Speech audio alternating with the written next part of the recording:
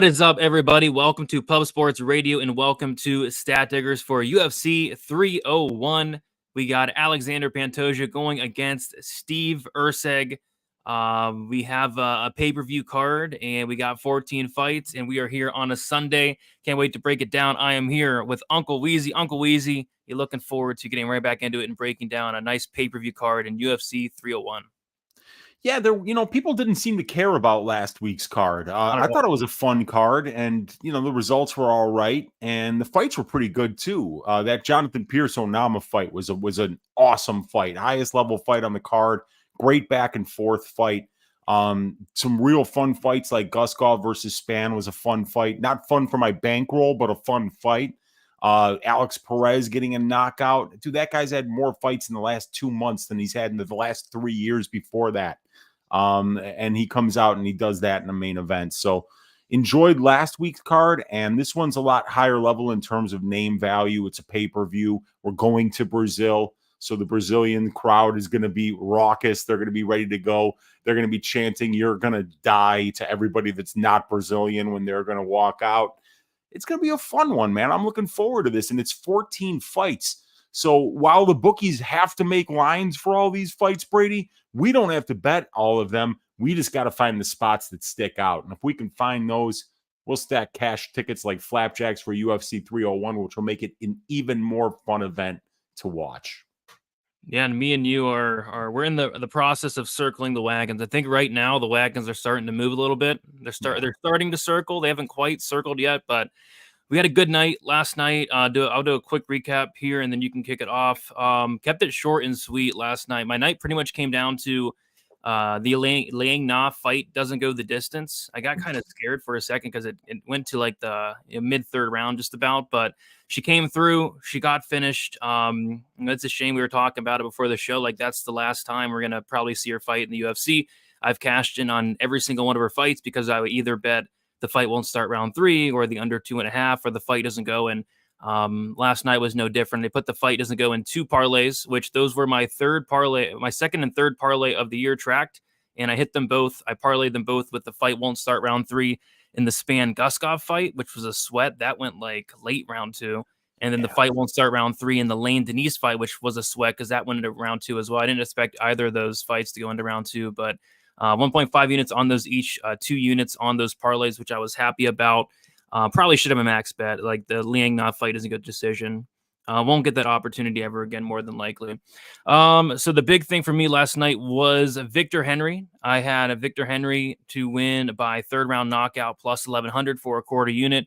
And then I added Victor Henry by knockout half a unit plus 200 after our best bet show. We talked about it on the show. You really liked it. I really liked it. So I added it. So I ended up making plus 3.5 units just on that fight alone. So that was huge. After that, pretty much sealed a winning night outside of, losing every other bet, which that wasn't the case. And then I had Means Medic fight doesn't go the distance. Laid the chalk, a spot I really liked. No sweat. Put 1.5 units on it. Got a little bit back. Happy with that. And then the losing bets where I had the Silva Pierce fight doesn't go to decision. 1 unit on that. A lot of opportunities to finish. Onama landed some big shots. Pierce got into some very dominant positions in round 2. That goes the distance. And then Jonathan Pierce, round 2, 3 props, quarter unit each. At any time Jonathan Pierce fights, I'm going to sprinkle those 3 props with the way he fights. And I thought he was going to get it in that second round, but got reversed a couple times.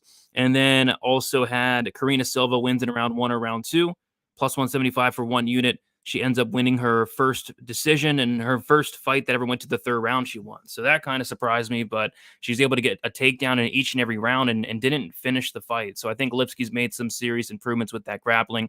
Overall, up 3.67 units I didn't have a ton of action on the card. I only had, I think, 7-8 bets. So pretty happy with how last night played out, short and sweet. And Victor Henry got it done for me. Weezy, how'd your night go last night? It was a good night for me. I only wound up 0.9 units tracked. But the ass shaving of the week, Jonathan Denise hit. The underdog pick of the week, which was Dante Almays, that hit. I hit a prize picks play that was 2 units untracked, so that was pretty cool. These bets, the ones that did not hit, I had Means Medic fight ends by sub for a quarter unit at plus 575. I had Karolina Silva to win in rounds 1 or 2 at plus 180. I take that bet over and over again. She's a dominant fighter. She's always looking for the finish, whether it's on the feet or whether she's on the mat. But Ariane showed much improved submission defense and a get-up game from being on bottom. So, we couldn't get the Karolina Silva finish. I had Jonathan Pierce to win by decision, 1 unit at plus 265. So, not a bad bet. The fight went to decision. It was fairly close, but I definitely scored it for Onama. That was such a great fight, but I had a two rounds to 1 for Onama. So I lost a unit and a quarter on that fight because I had 1 unit on Pierce by decision and I had a quarter unit on Pierce round 3. And then I lost, I had a half unit bet, Brady, on Petrovic to win by KO in rounds 2 or 3, and she wound up getting the 3rd round submission. But I also did have a 1 unit bet on Petrovic to win in rounds 2 or 3, not by KO, but just the round props. So that hit at plus 174. I had a 1 unit bet on the fight to not go to decision for Hani Yahya versus Victor Hendry. That hit for 1 unit. I had the under 4.5 rounds in the Nicolau Perez fight. That hit for a unit. I had a 2-leg parlay with the ass shaving of the week, Jornada de Genies, to win, with the over 1.5 rounds in the Pierce Onama fight. So that hit for 1.17 units. So up 0.9 units. They're not going to put me on the Mount Rushmore of MMA gamblers for that performance, but it's 2 weeks in a row. Looking to make it 3 weeks in a row here, Brady, for both of us, circling these wagons. It was a rough start to the year, but once we start circling these wagons, we build up our defense and sharpen our offense. That's when these big wins are going to start presenting themselves. And I was close, man. I was up a couple units with 3 bets to go. And Ryan Spann blew it. Ryan Spann with just a sub-zero fight IQ. Guy goes out there and dominates with his wrestling in round 1. And then in round 2 against a tired opponent, how much does he wrestle, Brady? Only when getting hurt. Yeah, what do we call that? The Jimmy Crute. The Jimmy Crute, where you should be wrestling, you don't, and then you get sparked by an uppercut, and then you start shooting sloppy shots. That's what when we talked about what they should do for now Ryan Spann in fights where you should grapple, and for Jimmy Crute, is you knock him out backstage. So then you get that, you get that instinct that they should be panic wrestling from the second they walk into the cage. But yeah, Ryan Spann, god awful performance, lost to a guy who was completely one-dimensional. But I was very close to making a big bet on Spann, but he's the kind of guy that if you make a big bet on Ryan Spann, it might be one of those nights where you have at the end of the night, you got your head in the oven. The oven's cranked up to 450 and you got a sign taped to your back that says no funeral. So thank God I only went 1 unit on Ryan Spann and I didn't choose him for the ass shaving of the week. But yeah, hey, back-to-back winning weeks, Brady, but let's make it 3. Let's put the work in this week on all 14 of these fights and see if we can find some spots that are sticking out here. I've already got 1 bet. It's another parlay, Brady. And parlays have not been treating me good, but I don't know, man. They're going to start treating me better. It's that time of year, and I'm demanding it from the gambling gods. So I'm ready to keep this winning streak going. Yep, the wagons are starting to move. And man, I was watching Media Day, and I saw this, and I knew it was all bad. The Superman coat, and then they asked him about Guskov, and he goes, "I don't know anything about this guy," and I'm just like, "Oh my God, are you kidding me?" Yeah, he said he didn't watch tape on Guskov. The sunglasses, the cape, and what's that thing on his head? I don't know. Is that a garbage bag? I don't know. It's a shower cap. It's a shower cap. Is that like a new thing, or it's a designer shower cap? Yeah, it's the hottest thing amongst underperforming bad fight IQ UFC fighters. I mean, you know what we say, like when fighters are making bad decisions outside the cage, they're bound to make them inside the cage, and this just kind of feels like a bad decision to me. I don't know. I don't dig the outfit, but it's just me. Yeah, it's aging like Helen Hunt. So, man, I don't know. We just got to keep moving on, though. Yeah. 100%. All right. I do want to shout out the chat before we get started. What is up, everybody? Dixon saying, get some help. Ryan Span. Yeah, he needs some help for sure. We got Mushroom saying 6 more sleeps. Let's go. What is up, Mushroom? Elijah 1. We got Pablo, TH, Presidente, Pedro. We got Nick, Colstein, Daniel, Gus, Andrew, SD. What is up, everybody? If you guys could, please like the video, subscribe here to Pub Sports. And I say we get right into it, Weezy. We're going to start. And with the first fight on the card, I'm going to size these up while I talk. We got Alessandro Costa going against Kevin Borjas. We have Alessandro Costa. He is 28 years old, 5'4", with a 67-inch reach. We got Kevin Borjas. Is he really 36? Dude, yeah. I mean, I kind of looked at that and I was like, is that correct? Let me just check it out, because I got 12.687. Wow. And on UFC stats, 12.697. My bad. That's a data entry error on your Uncle Weezy's part. Okay, I was like, wow. He doesn't look 36, but you never know. Some of these fighters are just lying about their age, like Ronnie Yaya. Ronnie Yaya is 80, so you never know.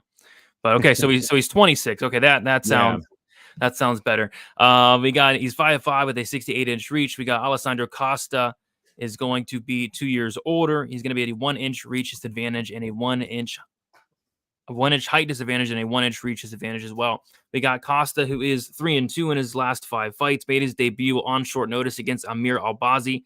Lost that fight by knockout. Had a knockout win on the Contender Series. He beat Jimmy Flick by knockout. Then he lost to Steve Erceg by decision his last time out.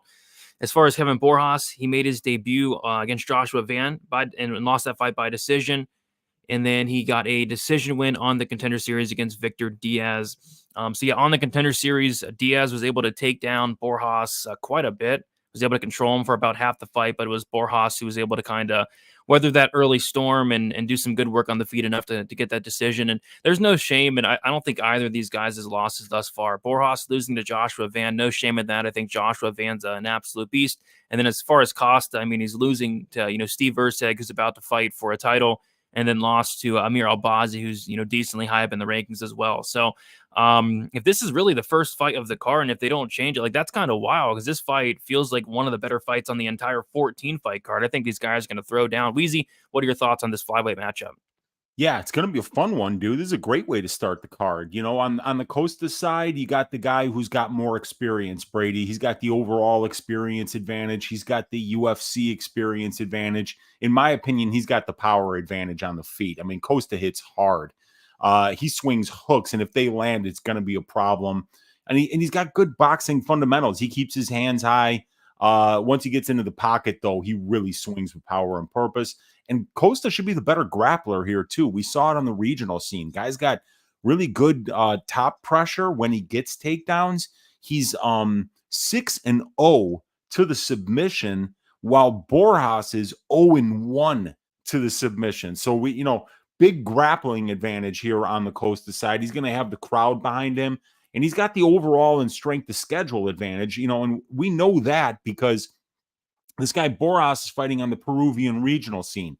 He's getting all his wins in Inca FC, where you don't really see high-level fighters. But the one time he stepped up and he went to Combate, had a great fight with this dude, Renzo, I forget, Mendez, I think it was. But either way, he knocked Renzo down early in the fight, but then he got submitted once it went to the ground. So I think Costa is going to have a really big grappling advantage here, but Borjas is going to be a little bit younger. He's 1 inch taller. He's got a 1-inch reach advantage. And I think he's the better minute winner in the striking exchanges. So, this should be a really fun fight. But I do, rate Costa as having more ways to win this fight. And I think that having that power differential these days is big, dude. We keep seeing it, Brady. It's just entirely about damage now. And as gamblers, we can hate that if we want, right? We can hate the way that judging is going, the way how they're just ignoring wrestling and grappling as if it's not even part of the sport. But as gamblers, we have to really keep that in the front of our heads, so that damage reigns supreme. And when you're looking to bet on a money line here, one of the first things you need to look at is which one of these dudes hits harder. I think it's Costa, so I'm leaning to that side here. And I also think that grappling advantage, that strength of schedule advantage that he has. I mean, his losses are to Steve Erceg, who's fighting for the title on Saturday, and Amir Albazi, who's undefeated in the UFC. So he's only losing to the best competition, and he won a round off of Erceg. And if I'm not mistaken, I think he might have won one of the rounds off of Albazi as well. So this guy's fighting high-level competition and performing really well. And Borjas, he won a round off of Josh Van, who we're finding out is a very good prospect as well. So like you said, man, a little bit interesting that this is the first fight of the night, but I think they might be trying to get some asses in the seats here early. And I don't think people are going to want to miss this one. It's going to be a banger. Yeah, I know I had to get my ass in the seat for it. Not for $1,000, but I would try to get my ass in the seats for sure for pretty much all these fights. Besides Diana Barbosa versus Ernesta Caracati, but everyone else that my ass would be in the seat. So we have Alessandro Costa opening up -125. He's -155.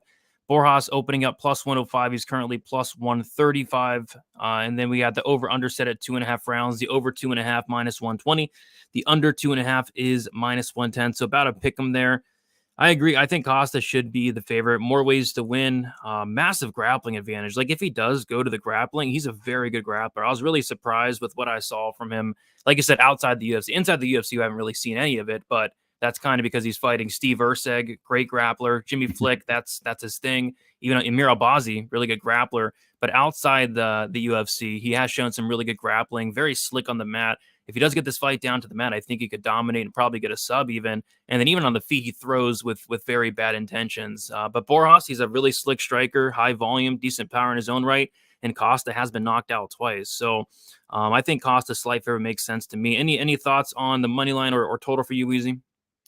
Yeah, I'm leaning Costa on the money line. I mean, the crowd's going to be behind him. He's the Brazilian fighter here against the Peruvian fighter in Borjas. And, I think the grappling advantage matters. I think that there's definitely a strength to schedule advantage here in favor of Alessandro Costa. So I like that money line.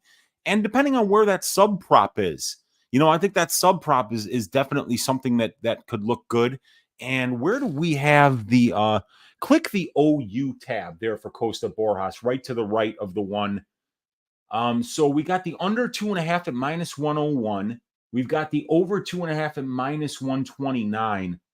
I don't mind that under 2.5 at almost even money. Dude, these guys are going to throw down. Costa's got a ton of power, really good submission game, and Borjas hits hard too. And we've seen Costa actually take some shots, be a little bit hittable. 57% striking defense, but he's been dropped twice in the UFC. So maybe a little bit of violence here might not be the worst look.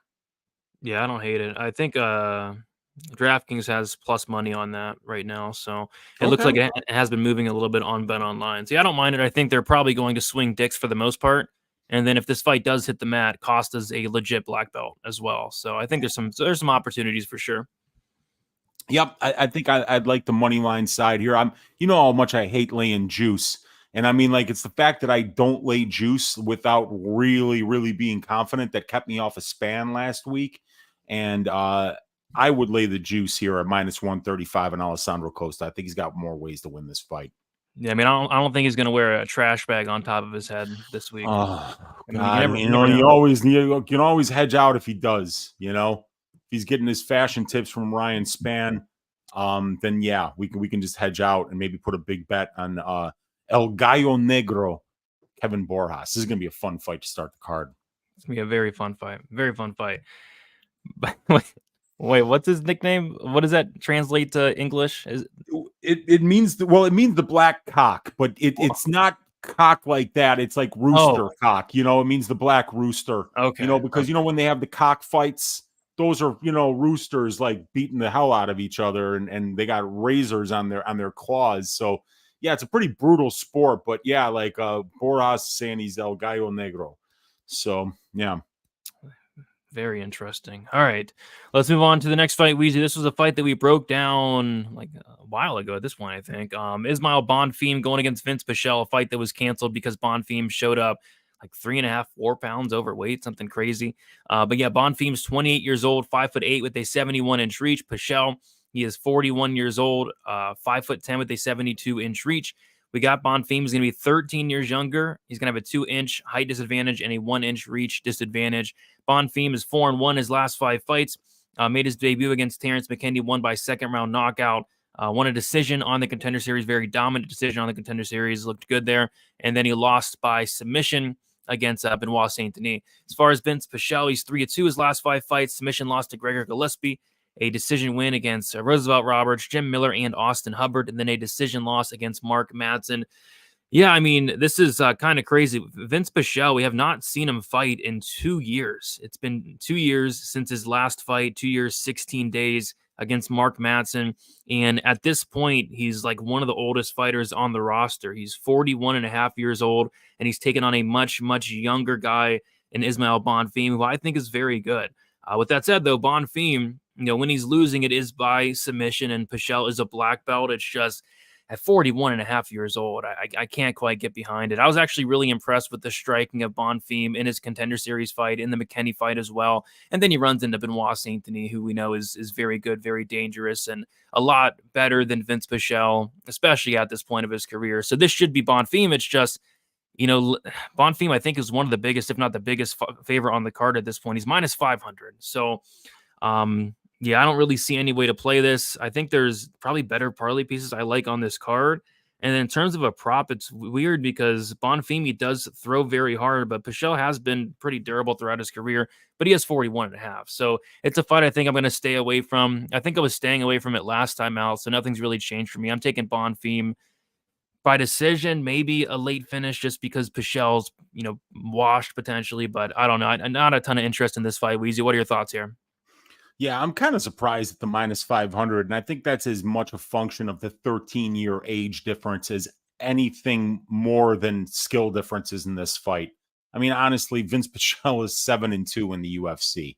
He shouldn't be, this kid that comes out here at the age of 28 and misses weight by 4 pounds against a 41-year-old man shouldn't be a minus 500 favorite against anybody. I mean, this guy has already proved that he's not a professional. I mean, who the hell misses weight by 3.5 pounds when you're fighting a 41-year-old man and you can't even show up on weight?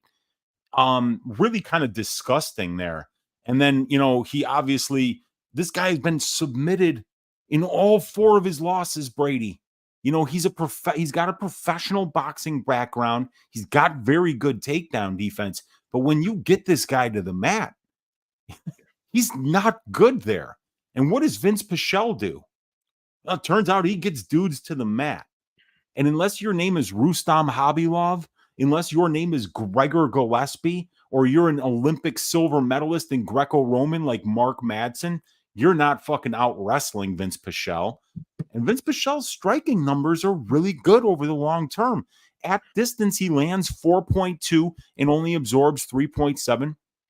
Positive 0.5 distance striking differential. He's never been knocked down in the UFC. This guy has been finished twice, but it's really once pre-UFC, probably over 10 years ago. And then once by submission to Gregor Gillespie. And I mean, Bonfim does not have the wrestling and grappling game of a Gregor Gillespie or a Mark Madsen or a Rustam Khabilov, the guys that have beaten. That was the knockout loss.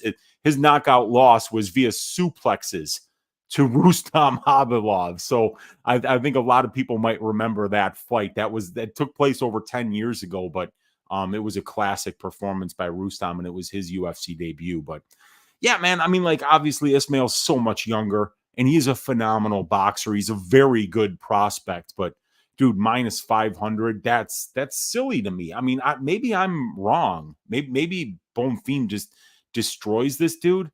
But if there's anything left in the tank for Pichel, on paper, this isn't a great matchup for Bonfim, but it's against a 41-year-old man. How much can you trust a 41-year-old man? And the answer is, Brady, a lot more when he's plus 350 than it would be if he was like minus 150, right? So we can always it's always about the number at the end of the day. And frankly, at this number, this is kind of like a dog or pass situation, because you can't tell me there's not paths to victory here for Vince Pichel. Yeah, and you're getting the guy from hell. Those guys are very, very tough down there. Yeah. The thing for me, though, is he's not only 41, it's a 41-and-a-half-year-old who just hasn't fought in 2 years. Like, I don't like seeing that. But it would have only been a year and a half had that Bonfim actually showed up for the last one. So, but yeah, no, you're right, dude. I mean, like 41 years old in a 2-year layoff, and it's just impossible to ignore. Like, we could see like he could look like a bum for all we know. A couple years. So yeah, it's obviously you don't want to lay minus 500 on Bonfim, and it looks like people actually are, because this line has moved. He opened at minus 400. He's currently minus 500, so people are parlaying him up. Vince Pichel opened up plus 300. He's now plus 375. So the over-under is set at 1.5 rounds for some reason, and rightfully so, it's getting steamed to the over. The over 1.5 is minus 250, and the under 1.5 is plus 200. So I'd imagine they put it at 2.5 soon. But yeah, I think it goes over 1.5. But yeah, I don't see myself betting on this fight. I think Bonfim wins, but at minus 500, I'm okay. Here's the thing, Brady. Pichel, 9 fights at the UFC level. 8 of those 9 going over 1.5 rounds. So you see why the over is getting steamed. But in the much smaller sample size, you got a guy in Bonfim who's a finisher.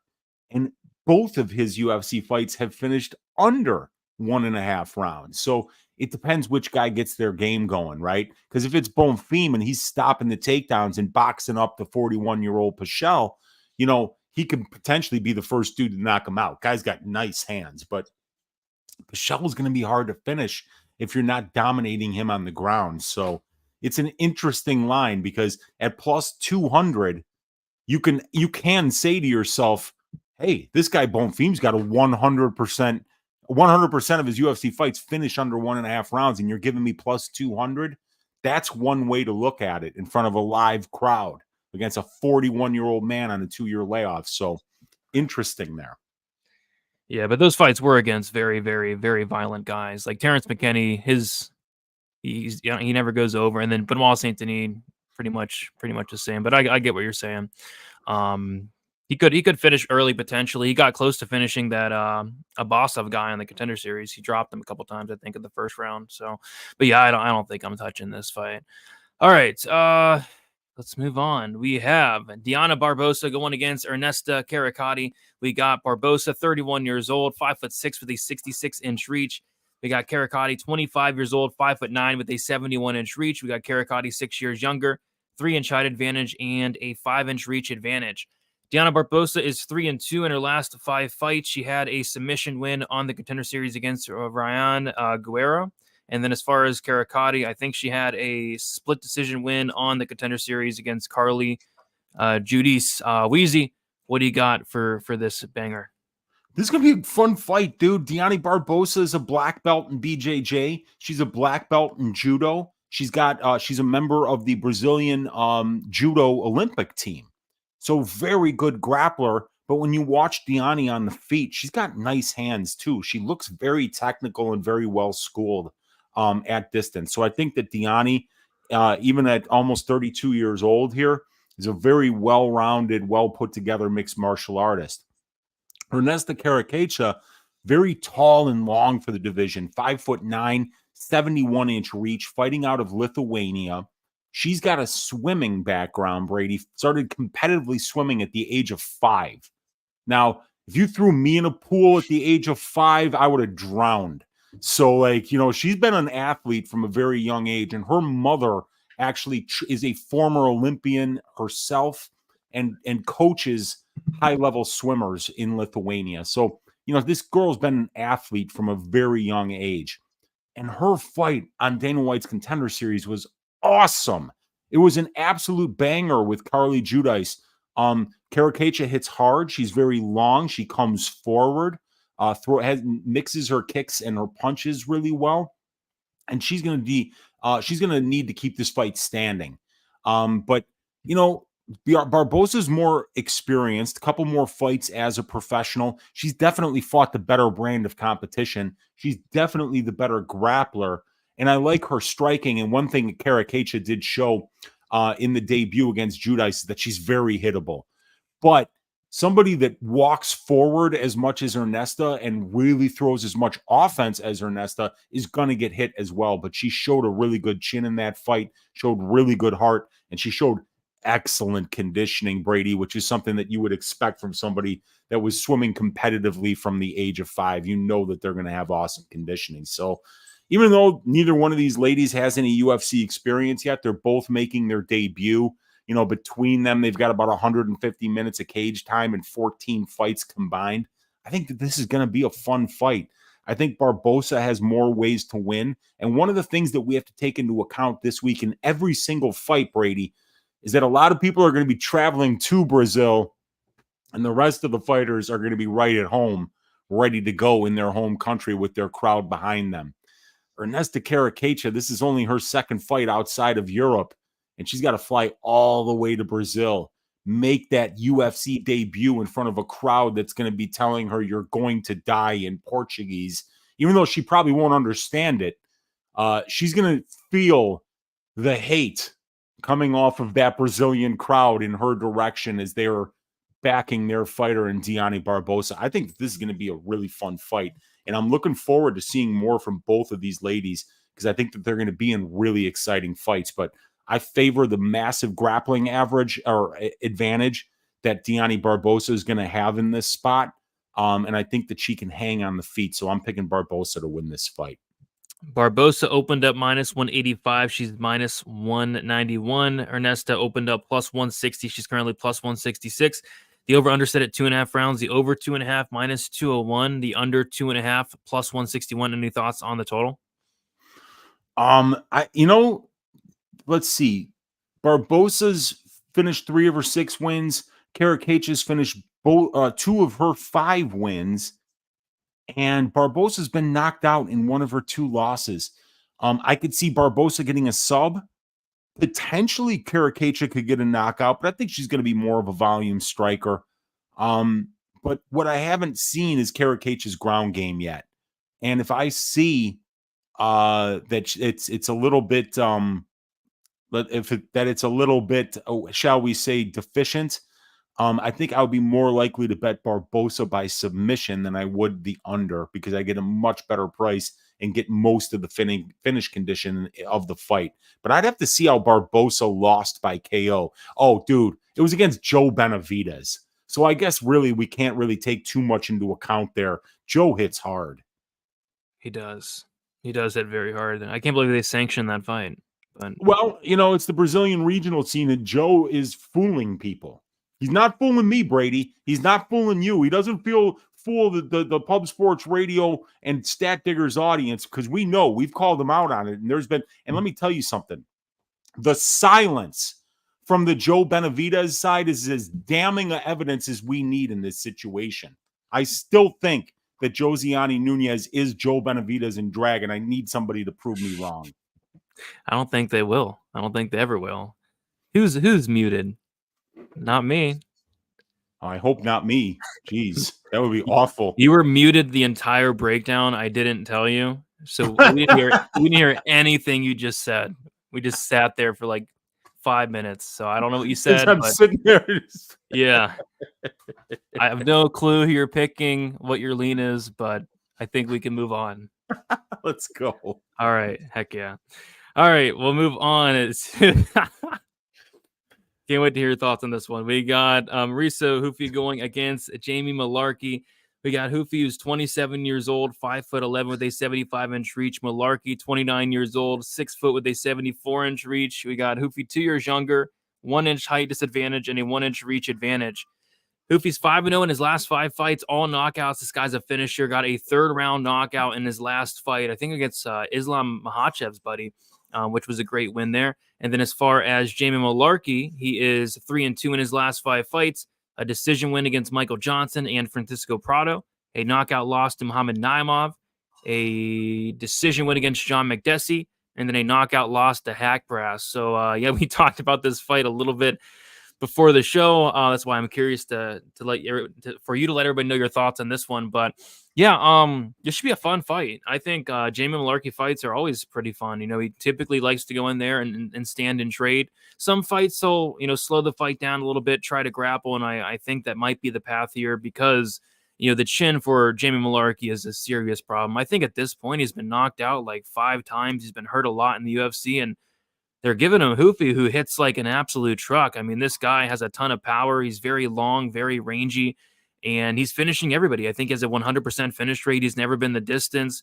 Both guys pretty hittable, both guys with power, but Jamie Mullarkey just doesn't seem to be able to take a shot. So unless Mullarkey's going out here wrestling for 15 minutes, I think at some point Huffy probably touches that chin and gives Mullarkey another finish loss. But I don't know.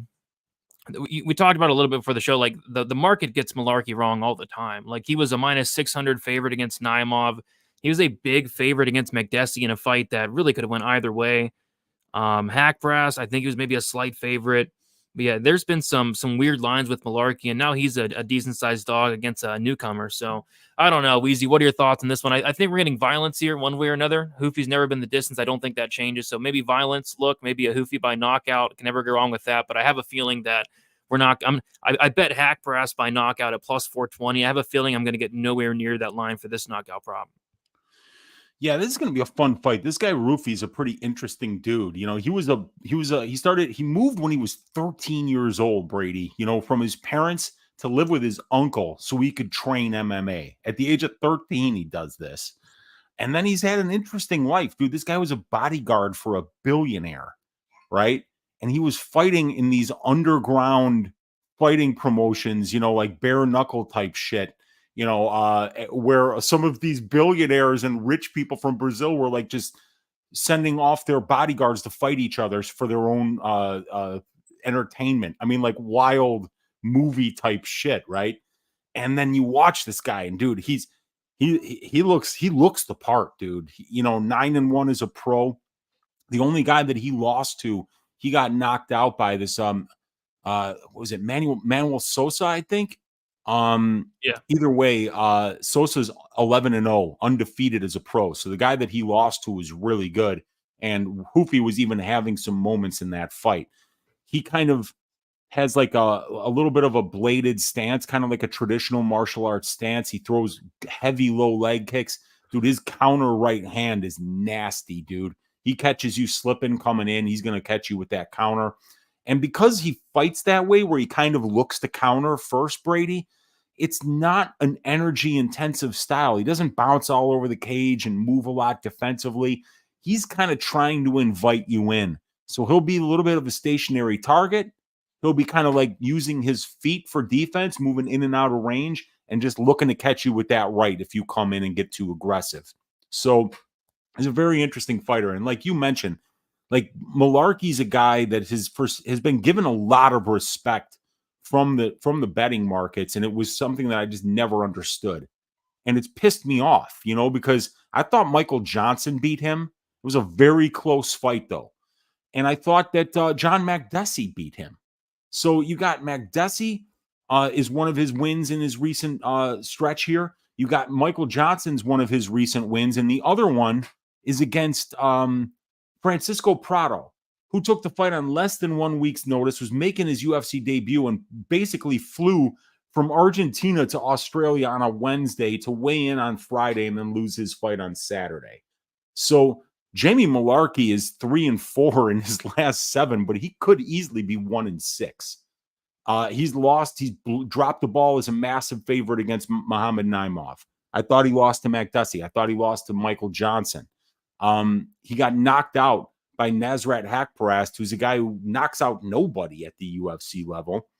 Like you said, the chin is a concern. Jamie Mullarkey's been dropped 5 times in 10 UFC fights, and he's been knocked out in 3 of his 5 UFC losses. So, and the ones that he didn't get knocked out in were like the Fares Ziam fight, where he was basically hugging Fares for the full 15 minutes here.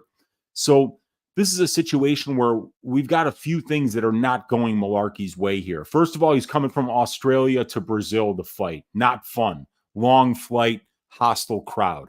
Second of all, he's fighting a guy in Hoofy who's just way more powerful and way more dangerous at range than him. Third of all, they're not scoring grappling or control time anymore. So unless you're landing big ground and pound while you're down on the ground, you're not going to be really getting any minute winning with your grappling side, which is one of the places where Jamie might be able to get some work done because he lands 2.4 takedowns per 15 minutes. He wins 80% of the control time positions in his fights. So Malarkey can win minutes with his grappling and wrestling. He can box. He's a very good boxer. It's just that he seems to be somewhat hittable and very chinny when he does get hit hard.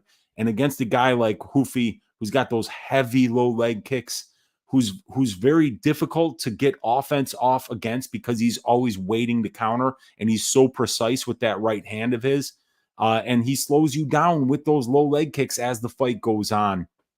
So I think that this is going to be a banger. I'm really looking forward to seeing more of Mauricio Hoofy at this level. I think he's going to get the job done. He's a favorite, though. And, we just got to keep in mind, Malarkey's a guy that's a 10-fight UFC veteran at this point. He's got 100 minutes in the UFC cage. He's got 14 more fights, 10 more fights at the UFC level than Hoofy. So, it's hard to come out there and perform at your best when you're debuting in the UFC, especially in front of a live crowd. A lot of nerves, potential for an adrenaline dump.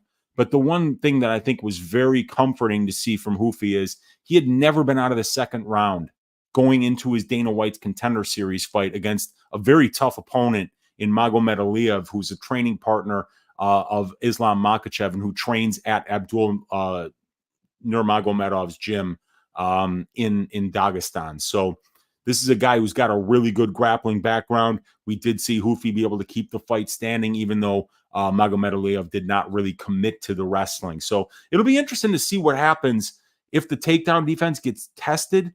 But from what I saw on the regional scene footage from Hoofy, the takedown defense is excellent. Fighting nerds guy.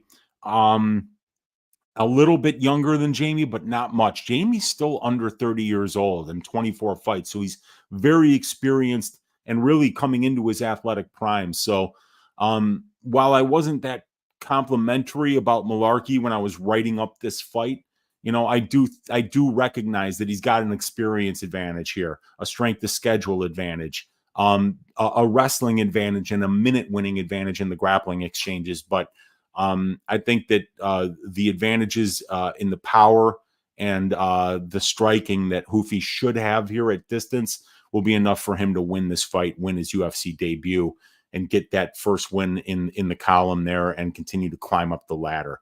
It looks like Brady's StreamYard has crashed, and it's something that, there it is. He's back up.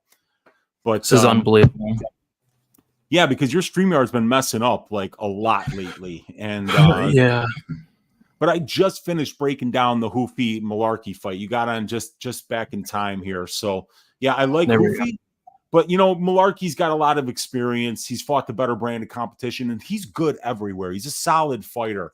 He's just gotten way too much respect from the betting markets lately. And I think that him being an underdog in this spot is the rightful line. Yeah, I don't know if it's my laptop or StreamYard. I tried to switch laptops, but I don't have Google Chrome on my other one. So maybe try to have me download that. Just it's crazy. So dude, get off of Google Chrome. That's probably why you got to get on Brave, dude. Brave browser is going to block all the pop-ups, all the bullshit. Chrome's trash, dude. Don't use Chrome. StreamYard wouldn't. It said StreamYard only allows like Firefox or Chrome. It said. No, man, they're lying to your ass because I'm on Brave right now and I'm using it, and I've always been on Brave. So those liars, how dare they lie? They're lying to you because they want to force all these ads in your face that Google clearly lets through while they claim there's an ad blocker there. Go surf SureDog or Tapology, without an ad blocker and see how much, you see how many ads you see, and then go do it over on the Brave browser and watch literally everything get blocked. I've never heard of the Brave browser. But yeah, check it out. Brave. It's it's right there in the name. They're brave people. They're willing to stand up to unwanted advertising. I guess I just Lang made Na that up. I Hackman should be on. I should. Yeah, should. Oh my goodness. All right. See, I had everything pulled up, like all the odds pulled up and everything, and it's all gone. But looks like we have Malarkey is a plus 145, Hoofy is minus 175 or 70. And the over under, I'm guessing, is at 1.5. Yep. And the over 1.5 is minus 160. The under 1.5 is plus 130. What I'll say is Hoofy in that Contender Series fight, he was like really, really composed, like took his time. Like I think in the first 2 rounds, he landed like only around like 20 strikes. He really turned on in the third. That's not typically how he fights. Like, typically he's getting guys out of there earlier. So it's kind of tricky with the 1.5. I think I'd prefer like a under 2.5. agreed. I think that I feel the same way, but also I think you need to take into consideration who Hoofy was fighting. He was fighting a Magomedov, that's coming from Abdul Nurmagomedov's gym. So he was probably really worried about the takedowns. So it probably slowed down that output from him. But he kind of kept working that calf. And then, like you said, man, in the third round, he just turned up. And I'm surprised he didn't knock him out earlier because he was landing heavy shots there from moment 1 there in round number 3. So this Hoofy's a great prospect. I'm really looking forward to seeing more of this dude. Yep. Me as well. All right, Weezy, let's move on to the next fight. We got Joaquim Silva going against Drakkar Klose. We got Silva, 35 years old, 5'8" with a 69-inch reach. Klose, 36 years old, 5'9" with a 70-inch reach. Silva 1 year younger. It's going to be close with a 1-inch height advantage and a 1-inch reach advantage. Joaquim Silva is 2-3 in his last 5 fights. He had a knockout loss against Nasrat Hakparast, a knockout loss against Ricky Glenn, knockout win against Jesse Ronson, a knockout loss against Arman Sarukian, and somehow did not sub Clay Guida and took him to decision. As far as Drakkar Klose, he is 4-1 in his last 5 fights, a decision win against Christos Giagos, a knockout loss to Benil Dariush, a knockout win against Brandon Jenkins, a decision win against Rafa Garcia, and then a knockout win against Joe Solecki his last time out. Should be a fun fight here. I think both these guys are pretty fun to watch. Joaquim Silva, he seems like a killer be killed fighter. I know I was very high on that sub prop against Clay Guida. There were so many big opportunities, but yeah, he's decent everywhere. Really good striker. Has some grappling, doesn't really use it ever. As far as Drakkar Klose, good offensive wrestling, defensive wrestling, really good striking, really good output, underrated power as well. I think it's a pretty good fight here, Weezy. What are your thoughts on this one? Yeah, I mean, you look at, there's not a lot of difference between these guys. They both have 17 pro fights. They both got 10 UFC fights, a little bit higher average fight time for Drakkar Klose, a little bit lower of the finish rate for and against. You even look at the strength of schedule numbers, and they're pretty similar. 1.3 ratio for Klose overall, 1.2 for Silva, about the same amount of fights. So they're fighting a similar level of competition at the UFC level. The wins, maybe just a touch better for Drakkar Klose, but similar level of experience overall. These guys are similar in size. I mean, Drakkar's an inch taller and is an inch reach advantage. Similar in years, right? Drakkar Klose is only a year older than Joaquim Silva. And then you look at the numbers, they both land 4 distance strikes per minute. Silva absorbs a little bit more than Drakkar does at distance. And it's just Drakkar who's a lot more active with the offensive wrestling and clinch game. So I think Klose is going to, is the favorite here. The recent form from Klose, I think, has been really good. We hadn't seen him for a minute between the Dariush and Jenkins fights. And then he came out there and just beat 7 shades of shit out of Brandon Jenkins. That was an ass kicking of the highest magnitude. And then, good wins over Rafa Garcia, who's a tough fighter. Slam knockout against Joe Solecki, which cost me money because I had the over there. Over 1.5 in a Drakkar Klose Joe Solecki fight, and I can't cash it because of a slam. Come on, Brady. But yeah, I think that these guys are pretty well matched. Joaquim Silva has one of those fake nicknames. He calls himself Neto BJJ, but he never grapples offensively. Kind of waits for you to take him down to start throwing up the submission attempts. But he will throw them up, and he is a BJJ black belt, high level one at that. And Close is a guy who's just like a scrapper, puts a lot of volume on you in the clinch. He makes you clinch up. He makes you grapple. He drags you into exhausting fights and tries to wear you down and win minutes. And it's worked really well for him as he's 8-2 in the UFC. So I like Drakkara's ability to kind of win minutes and take the fights to where his opponents are least comfortable. And like I said, there's not a lot of difference between immeasurables here in pro and UFC experience, in strength of schedule. So I think that it's going to come down to, which one implements their game plan and does it successfully. And I think that should be on the close side, but I think these guys are well matched. Yeah, and somebody in the chat said it. Closest path to victory is probably decision.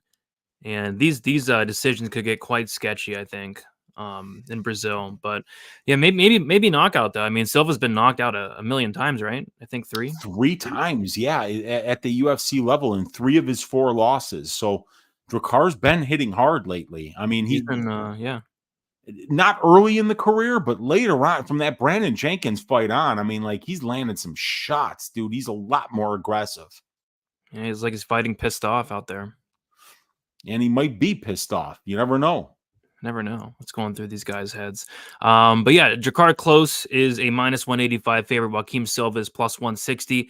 For some reason, they did it again. They set a Jakar Close fight at 1.5 rounds for literally no reason. And of course, the over 1.5 is getting smashed. It's now -245. Should be a 2.5. I don't know why they're doing that, but they did it once again, Weezy.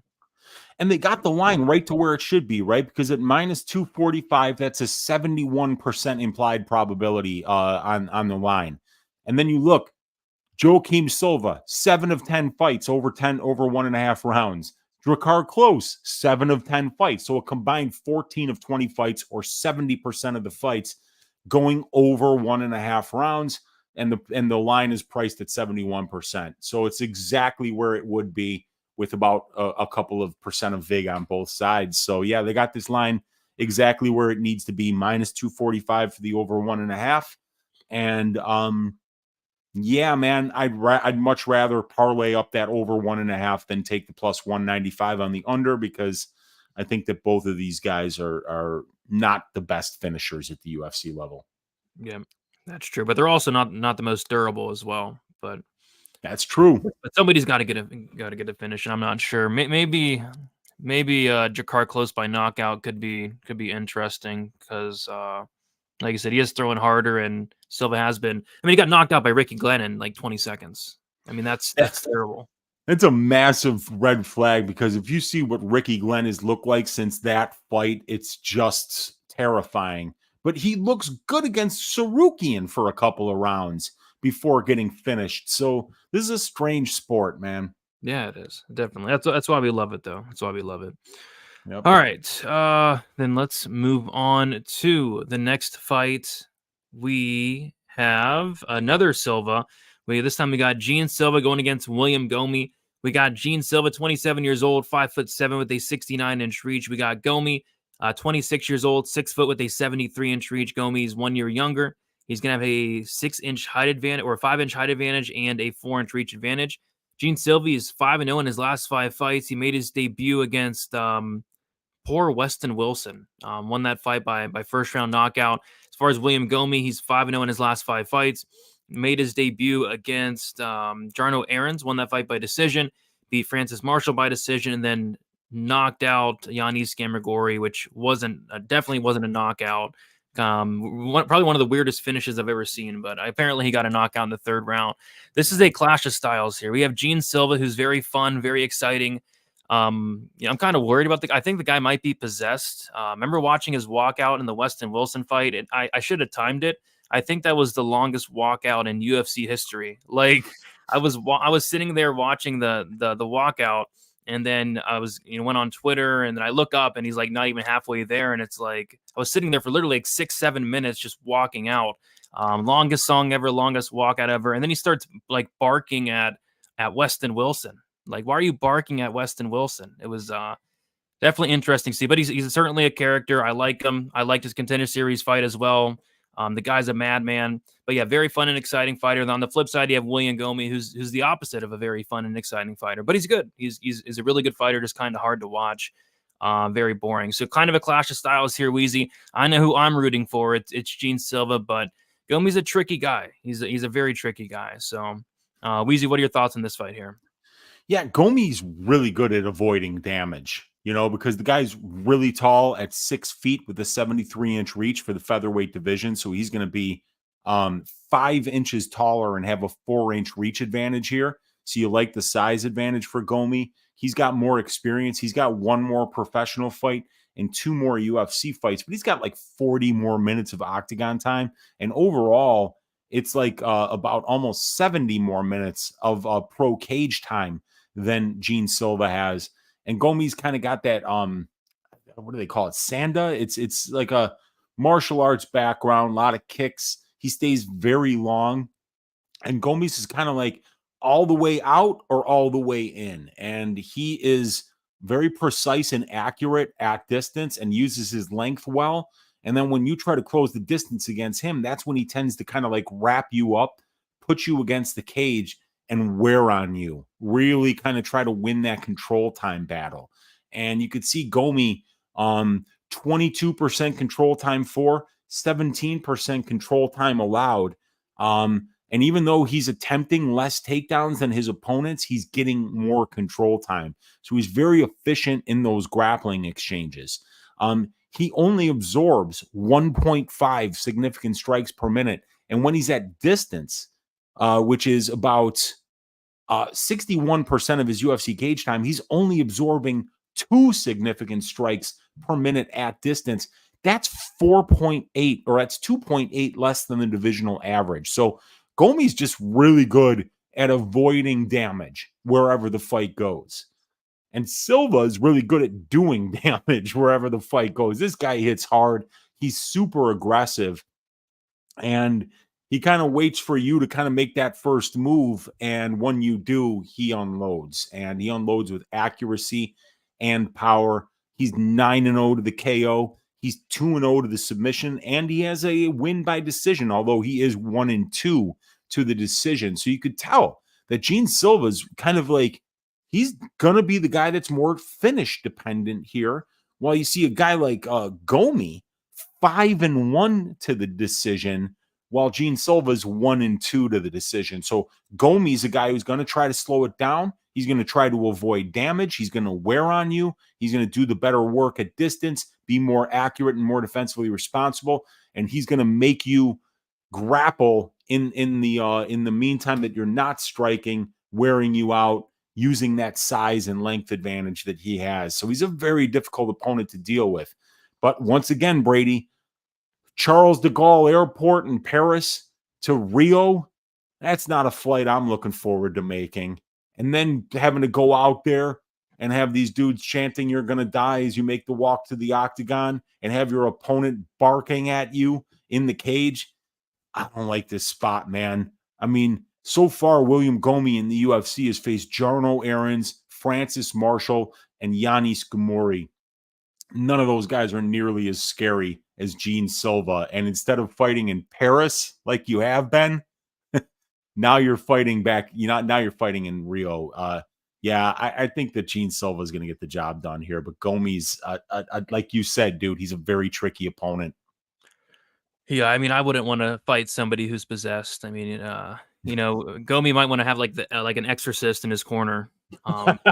No, I seriously think Silva's possessed. He was talking about it in his interview. He was like, he has like multiple different personalities. Like he was actually talking about it. So I think he is actually possessed. So again, I would not want to fight somebody who's possessed. It just sounds scary. So he's got to bring like do they let you bring like a cross into the cage? Not anymore, dude. Why do you think Sergey Spivak strung together so many wins? Like some holy water in the corner between rounds? No, they don't let you do that anymore either. Then I think Gomis in trouble here.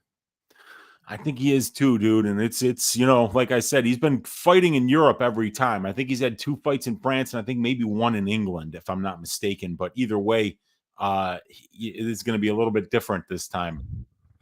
Daniel's saying it sounds like a lock of lamb for Slaughter. Yeah, I mean, they're not bringing William Gomis into Brazil for him to get a win, but yeah, the line's kind of close actually. We got Gene Silva opened up an underdog, believe it or not. He's plus 115. He opened up plus 115. He's currently minus 148.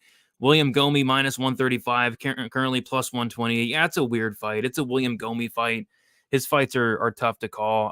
I just struggle to really pick him against most guys in the UFC, especially against Silva. Like one of these guys want to go in there and take off the other guy's head, whereas one guy wants to go in there and just slow the fight down as much as possible. Gomis really skilled. It's just, again, his fights aren't the most exciting. And then this is the one fight where they don't even have a total, which I get why they didn't, because it's kind of tricky from a total perspective. Yeah. Because it's the Gene Silva fight, but at the same time, it's also a William Gomis fight. William Gomis is not finishing anybody. He did not finish Kamagori. He kicked him in the cup, and then the ref stopped the fight. Like, what? How do you stop the fight from getting kicked in the cup? I lost a inside the distance bet with Zhang Weili against Yan Xiaonan, where Zhang Weili choked her out cold in the first and then TKO'd her in the second. But this guy Gomis gets a knockout win from kicking somebody in the cup. Like, what sense does that make? Yeah, that was Luca Poha, the referee there, and he completely just messed that up because dude got kicked in the cup, and then he said keep going, and then when Gamuri's like, no, he kicked me in the fucking cup, he waved off the fight and was like, I didn't see you get kicked in the cup, and then they showed like the slow motion, and his cup moves all the way over to his left thigh and then goes back to the right. I mean, like, it was so blatant. So yeah, and that was actually a pretty close fight. Gamuri was doing some decent work there. I feel like every Gomis fight is like close. Like that Francis Marshall fight was super close. The Jarno Aarons fight, I forget. I'm not going back and watching really any Gomis fights. I don't want to unless I want to fall asleep tonight. But all his fights are pretty close. What I will say though, like outside the UFC, he did show some decent finishing ability, decent ground and pound. But at the UFC level, I do struggle to see him finishing anybody, especially Gene Silva. So I'm curious to see where they do put this total. The finish only for Silva, it's probably juiced to the tits, but we'll see where they put that. But yeah, even like the Gene Silva money line maybe as well, but I don't know. He's minus 148, it looks like. So any final thoughts on this one, Weezy? Yeah, just don't want to get too far out over our skis and be like Gene Silva's a killer because he beat Weston Wilson. This is going to be a much tougher fight stylistically just because of how defensively sound Gomis is and how willing he is to fight boring in order to save his own, to not take damage. So that'll be interesting to see how Silva deals with the defense of Gomis. Yeah, Gomis the guy, the type of guy to take Weston Wilson to a decision. I think you might be right, dude. I don't think Weston Wilson has ever been to a decision in his entire career either. No, but all right. Let's move on to the next fight. We got Myktybek Orolbai going against Elvis Brener. We got Myktybek, 26 years old, 5'10" with a 74.5-inch reach. Elvis Brener, 26 years old, 5'10" with a 72-inch reach. We got same age there. We got same height. And then we got Myktybek with a 2.5-inch reach advantage. Elvis Brener, 5-0 in his last 5 fights, made his debut as a big underdog against Bara Tahugov, won that fight by very close split decision. He knocked out Gurum Kutaladze in the 3rd round. Good come from behind win there. And then he knocked out that Krashewski guy last time out. So, yeah, he's been on a really good roll thus far in the UFC, 3-0, 2 finishes and a decision win. As far as Myktybek, he made his debut on short notice against Uros Medic and went out there and just dominated him. I think everybody was kind of surprised by that performance, especially Uros Medic. He wasn't expecting, Myktybek to go out there, take him down like 9 times and sub him the way he did. But yeah, great performance. And now he's a favorite here against Elvis Brener. Both these guys have looked really good. I think both these guys have some decent upside. Like they're both only 26 years old, and both guys have shown some really good things as of late. Weezy, what are your thoughts on this fight? Yeah, this is a great fight, but I think that there's some really important information that we need to take into consideration here, right? Because the recency bias on this Myktybek Orolbai is out of this world, right? He comes out there, he beats Uros Medic, and does it really good. And people are going to go back and they're going to watch Uros fight last night against Tim Means, right? And they're going to say, God damn, look at Medic's takedown defense versus Tim Means. And then look at what Orolbai did to him just a couple of months before that. This guy Orolbai is a phenomenal grappler. We got to remember, he was supposed to fight Johnny Parsons, who has never shot a takedown in his life, not once. Parsons pulls out on fight week. And now all of a sudden you're fighting a Central Asian grappler who wrestles nonstop.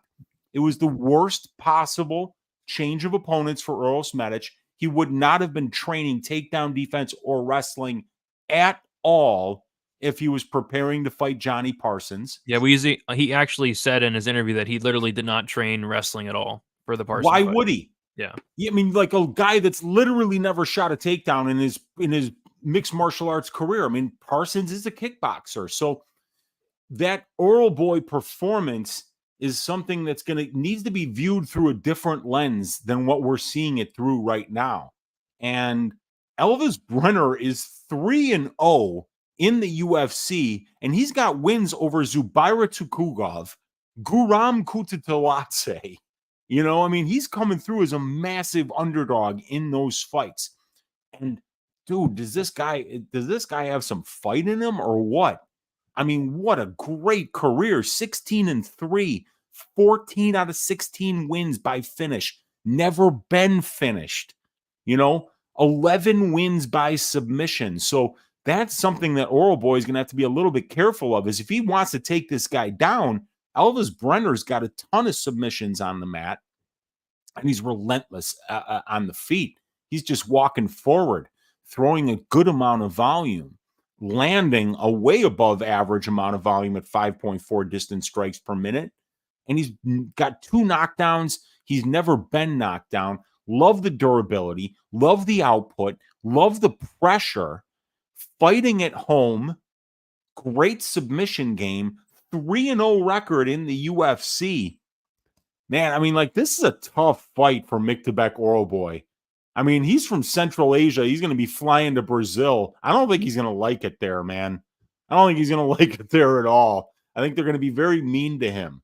And I think Elvis Brener is going to be very mean to him. And I need to fully tape this fight.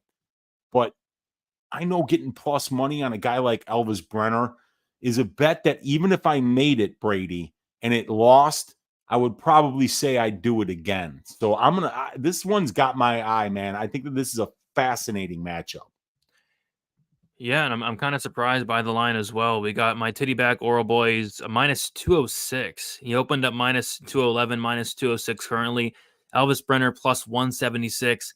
I mean, if this was a fight in terms of who's the most handsome, I think it'd be about a pick 'em, because they're both kind of terrifying looking. But that's not what we're talking about here. We're talking about, skill for skill. And I think it is a close fight as well. So yeah, this line kind of is surprising me a little bit. Best price on Brenner is like plus 212 out there. So Orolbai did show great things in the debut against Medic, but like you said, man, Medic didn't train wrestling at all. Why would he? He was fighting Johnny Parsons. So I think, and then Brenner's a grappler. Medic is not a grappler at all. So completely different matchup.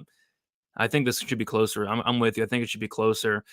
So the total set at 2.5, the over under 2.5, over at 2.5 is minus 120, under 2.5 is minus 110. So about a pick 'em there for a total. Both these guys are pretty solid finishers.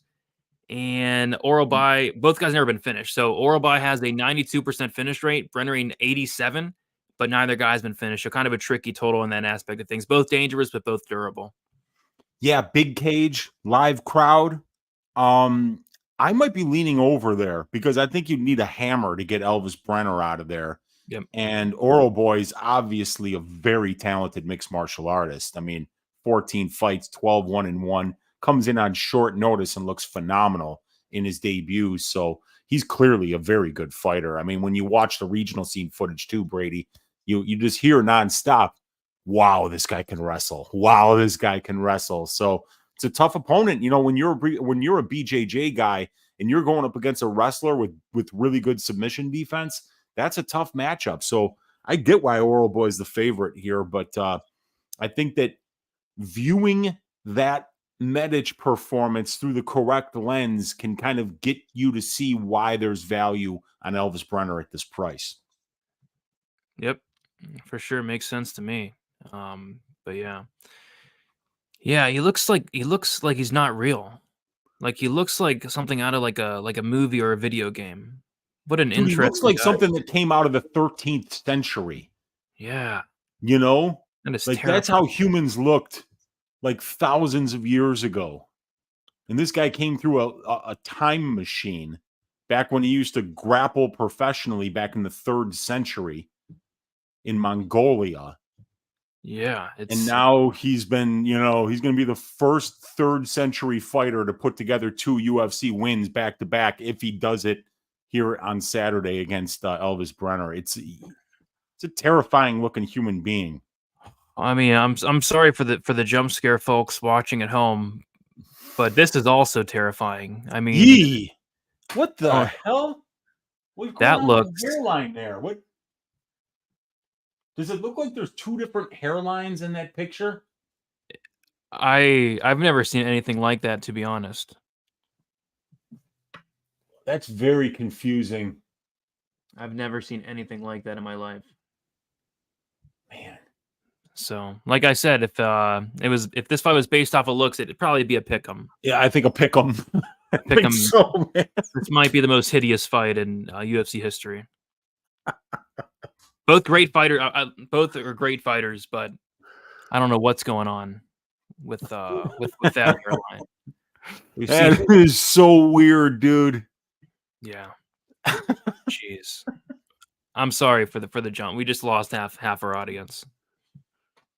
And Nevro says Orolbai is undefeated. He was robbed. So I haven't seen the fight where he lost, but that would be surprising if like he got robbed in his loss as well. So yeah, this guy's good. Yeah, Dixon. Do either of these guys have OnlyFans? If they do, they probably should go to jail. But I don't know. Dixon, you're supposed to let us know. You haven't said anything about OnlyFans thus far. I think Lipsky had an OnlyFans last night. You said, and she lost. So let us know, Dixon.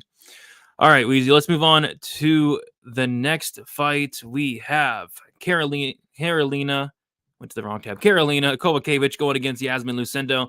We got Kowalkiewicz is 38 years old, 5'3" with a 64-inch reach. Lucindo, 22 years old, 5'3" with a 66-inch reach.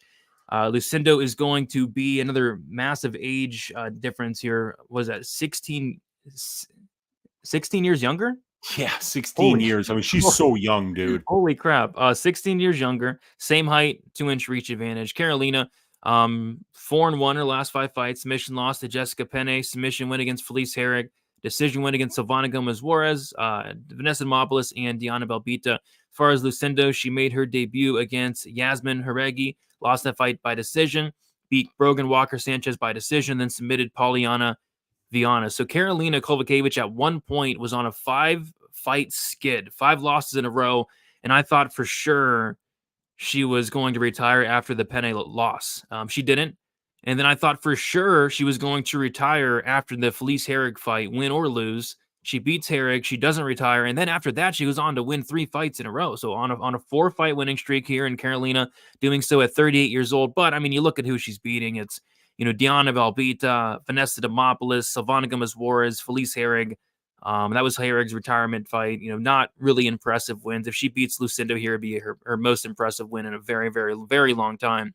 It's got to be Lucindo here. Not only the age advantage here for Lucindo, but I just like her overall game. I think on the feet, Karolina might throw more volume, but all the power, is going to be in favor of Lucindo. I think all the wrestling, the grappling is in favor of Lucindo. She should have won this fight, and I like her to win this fight. And then you look at the price tag, and she's like minus 400. So I think she wins, but minus 400 WMMA. What can go wrong? And the answer to that is nothing. Nothing can go wrong, Weezy. Of course, man. And, Kowalkiewicz has always had pretty good takedown defense in a get-up game.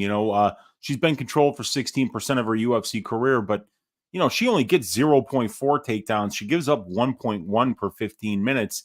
So she's getting about less than 30% of the control time or of the takedowns in her fights, but she's winning over 40% of the control time positions. So she's a tough one to take down and hold down. And when she's on the feet, she just throws a ton of volume. She's been in there against everybody. She's got 16 UFC fights, over 200 minutes in the UFC octagon. So she's just way more experienced, but she's also way older. I mean, the experience advantage really doesn't mean a whole lot, Brady, because Iasmin Lucindo only has 3 less professional fights than Karolina Kowalkiewicz.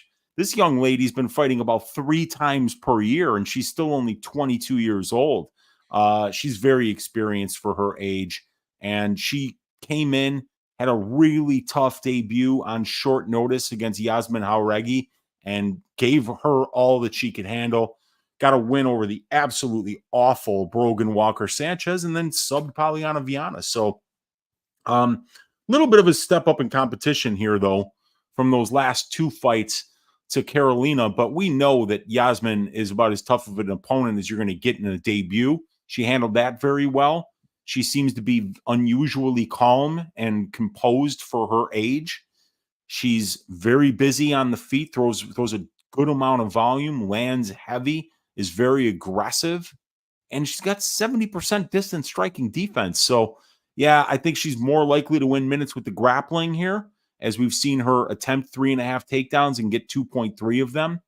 And I think she'll be the one hitting harder at range, but the Kowalkiewicz experience advantage, the strength of schedule advantage that she has, the volume advantage that she has at distance, those are not to be ignored here, because it's a women's fight. It probably goes to the scorecards more times than not. So volume, experience, knowing when to engage and when to grapple is good. That advantage is going to be on the Kowalkiewicz side. She trains at a really good camp a lot of times at ATT when she's not training in Poland. So, and I think she'd be smart to train at ATT here, because there'll be no time difference between Florida and Ihor. So, yeah, interesting fight.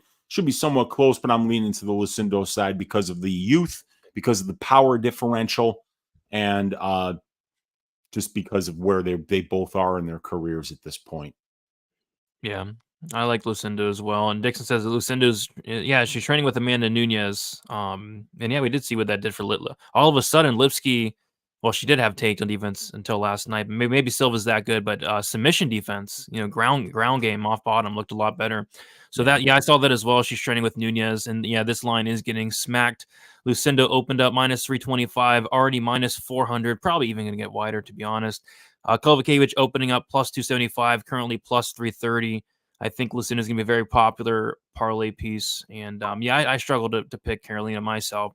The over-under is set at 2.5 rounds. The over 2.5 is minus 200. The under 2.5 is plus 160. It was plus 200. Money's coming in on it. I mean, if there's a finish in this fight, it's going to be Lucindo. But I struggled to bet an under in a Lucindo fight after the Brogan Walker fight. I mean, I thought she really should have been able to finish Brogan Walker, but she did finish Polyana, which was nice. But yeah, I don't know. I don't think I'll be touching this fight. Any thoughts on the total for you? It's been hit though. Yeah, I like the over. Minus 215 for the over. That's a trifecta bet on my template, but really with only about 8% total in savings, but it's a little bit underpriced in all 3 metric comparisons. So it's a solid play at minus 215 here, but well, it's minus 200 now. Minus 200? Yeah. Wow. Yeah, money's coming in on the violence. Yeah, at minus 200, it likes it a lot more. That brings you up to about 11% in total savings. So pretty good number at minus 200. The trifecta bets are not to be ignored. Sum of 3 comparisons, 11.11%, 11-11. That's a magic number, Brady. Minus 200 will probably be a good parlay piece here for the women's 115 division over. Yeah, Silent Rob saying Stada on greater than 10 years age difference in WMMA, and then he says Stas, and then he says stats. He finally got it. He finally got it. Yeah. I don't know what it is off the top of my head, but fighters that are 10 years younger typically do very, very well. Yeah, usually you see it around in the 66% or in the over 60%, which is statistically significant. So yeah, age difference when it's 10 years means a whole lot. And then you can even kind of take it to the point where is it an age difference where the older fighter is 30 or is the older fighter 40? And when you find, I think those like sometimes like, being 10 years younger, if you're 18 and you're fighting a 28-year-old that's way more experienced than you, that might not be an advantage when it would be more if you're in the prime and you're fighting somebody that's on their way out. So, yeah, but those 10-year age differences make a big deal. And it has to do everything with where you're at in your career and how hungry you are. Yeah, and for this instance, it's 16 years. I mean, that's just so massive. And when you find younger fighters with experience advantages, it's usually a really nice combination of attributes to have. So that's something that you see sometimes. And with Lucindo, she's only got 3 less fights than Kowalkiewicz, and she's 16 years younger. Yeah. So very important stuff there. Very. All right. Let's keep moving on, Weezy. We have Joanderson Brito going against Jack Shore. Very fun fight here. We got Joanderson Brito, who's 29 years old, 5'8" with a 72-inch reach. Jack Shore, 29 years old, 5'8" with a 71-inch reach. We got same age there, same height, and it's going to be Brito with a 1-inch reach advantage. Jack Shore, 4-1 in his last 5 fights, a decision win against Hunter Azure, a decision win against Ludovic Shalinian, a decision win against Tamir Valiev, submission loss to Ricky Simone, and then a submission win against Makwan Amarikani. As far as Brito, he is 4-1 in his last 5 fights, decision loss to Bill Algeo, knockout win against Andre Fili, submission win against Lucas Alexander, knockout win against poor Weston Wilson, and then a submission win against Jonathan Pierce his last time out. Yeah, this fight's awesome. Weezy, as a Joanderson Brito fight, I'm really looking forward to it. This guy's looking very, very good as of late. He's just so dangerous wherever the fight goes. On the feet, he has a ton of power. And then on the ground, he has a very opportunistic submission game. We saw that in both the Alexander fight and in the Jonathan Pierce fight. The Pierce was a fight where he was losing pretty much every minute up until then, and he gets up and finds that choke. So you got Jack Shore, who could potentially win some minutes here, wherever the fight goes, really. But, with the grappling. But at some point, I kind of feel like Brito's either going to touch the chin of Shore or maybe lock up a sub. We saw him club and subbed against Ricky Simone. So it's hard to pick against Brito at this point. He's been on a roll. He's super dangerous. We're in Brazil. I think there's a lot of reasons to like Brito in this matchup. And he's, I think, around a -170 favorite at this point. Weezy, what are your thoughts on this fight? I wonder how fun that fight is from Wales to Rio. Pretty fun, right? Could be. If they give you free drinks. Yeah, I mean, you're probably not going to want any drinks if you're cutting weight. So, yeah, I think Jack Shore is going to not have fun on that flight. I don't think he's going to have fun in Brazil. And this is a really tough opponent, man. I mean, Joanderson Brito, very dangerous on the ground, ton of power on the feet, very opportunistic wherever the fight goes, and is a great finisher.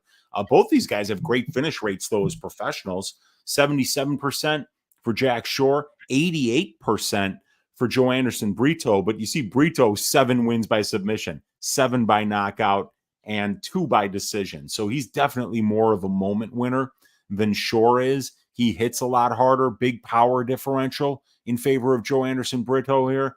And both of these guys are phenomenal grapplers. But the way I see this fight happening, Brady, is that I could see Jack Shore maybe getting 7 takedowns, about 11 minutes of control time over this fight.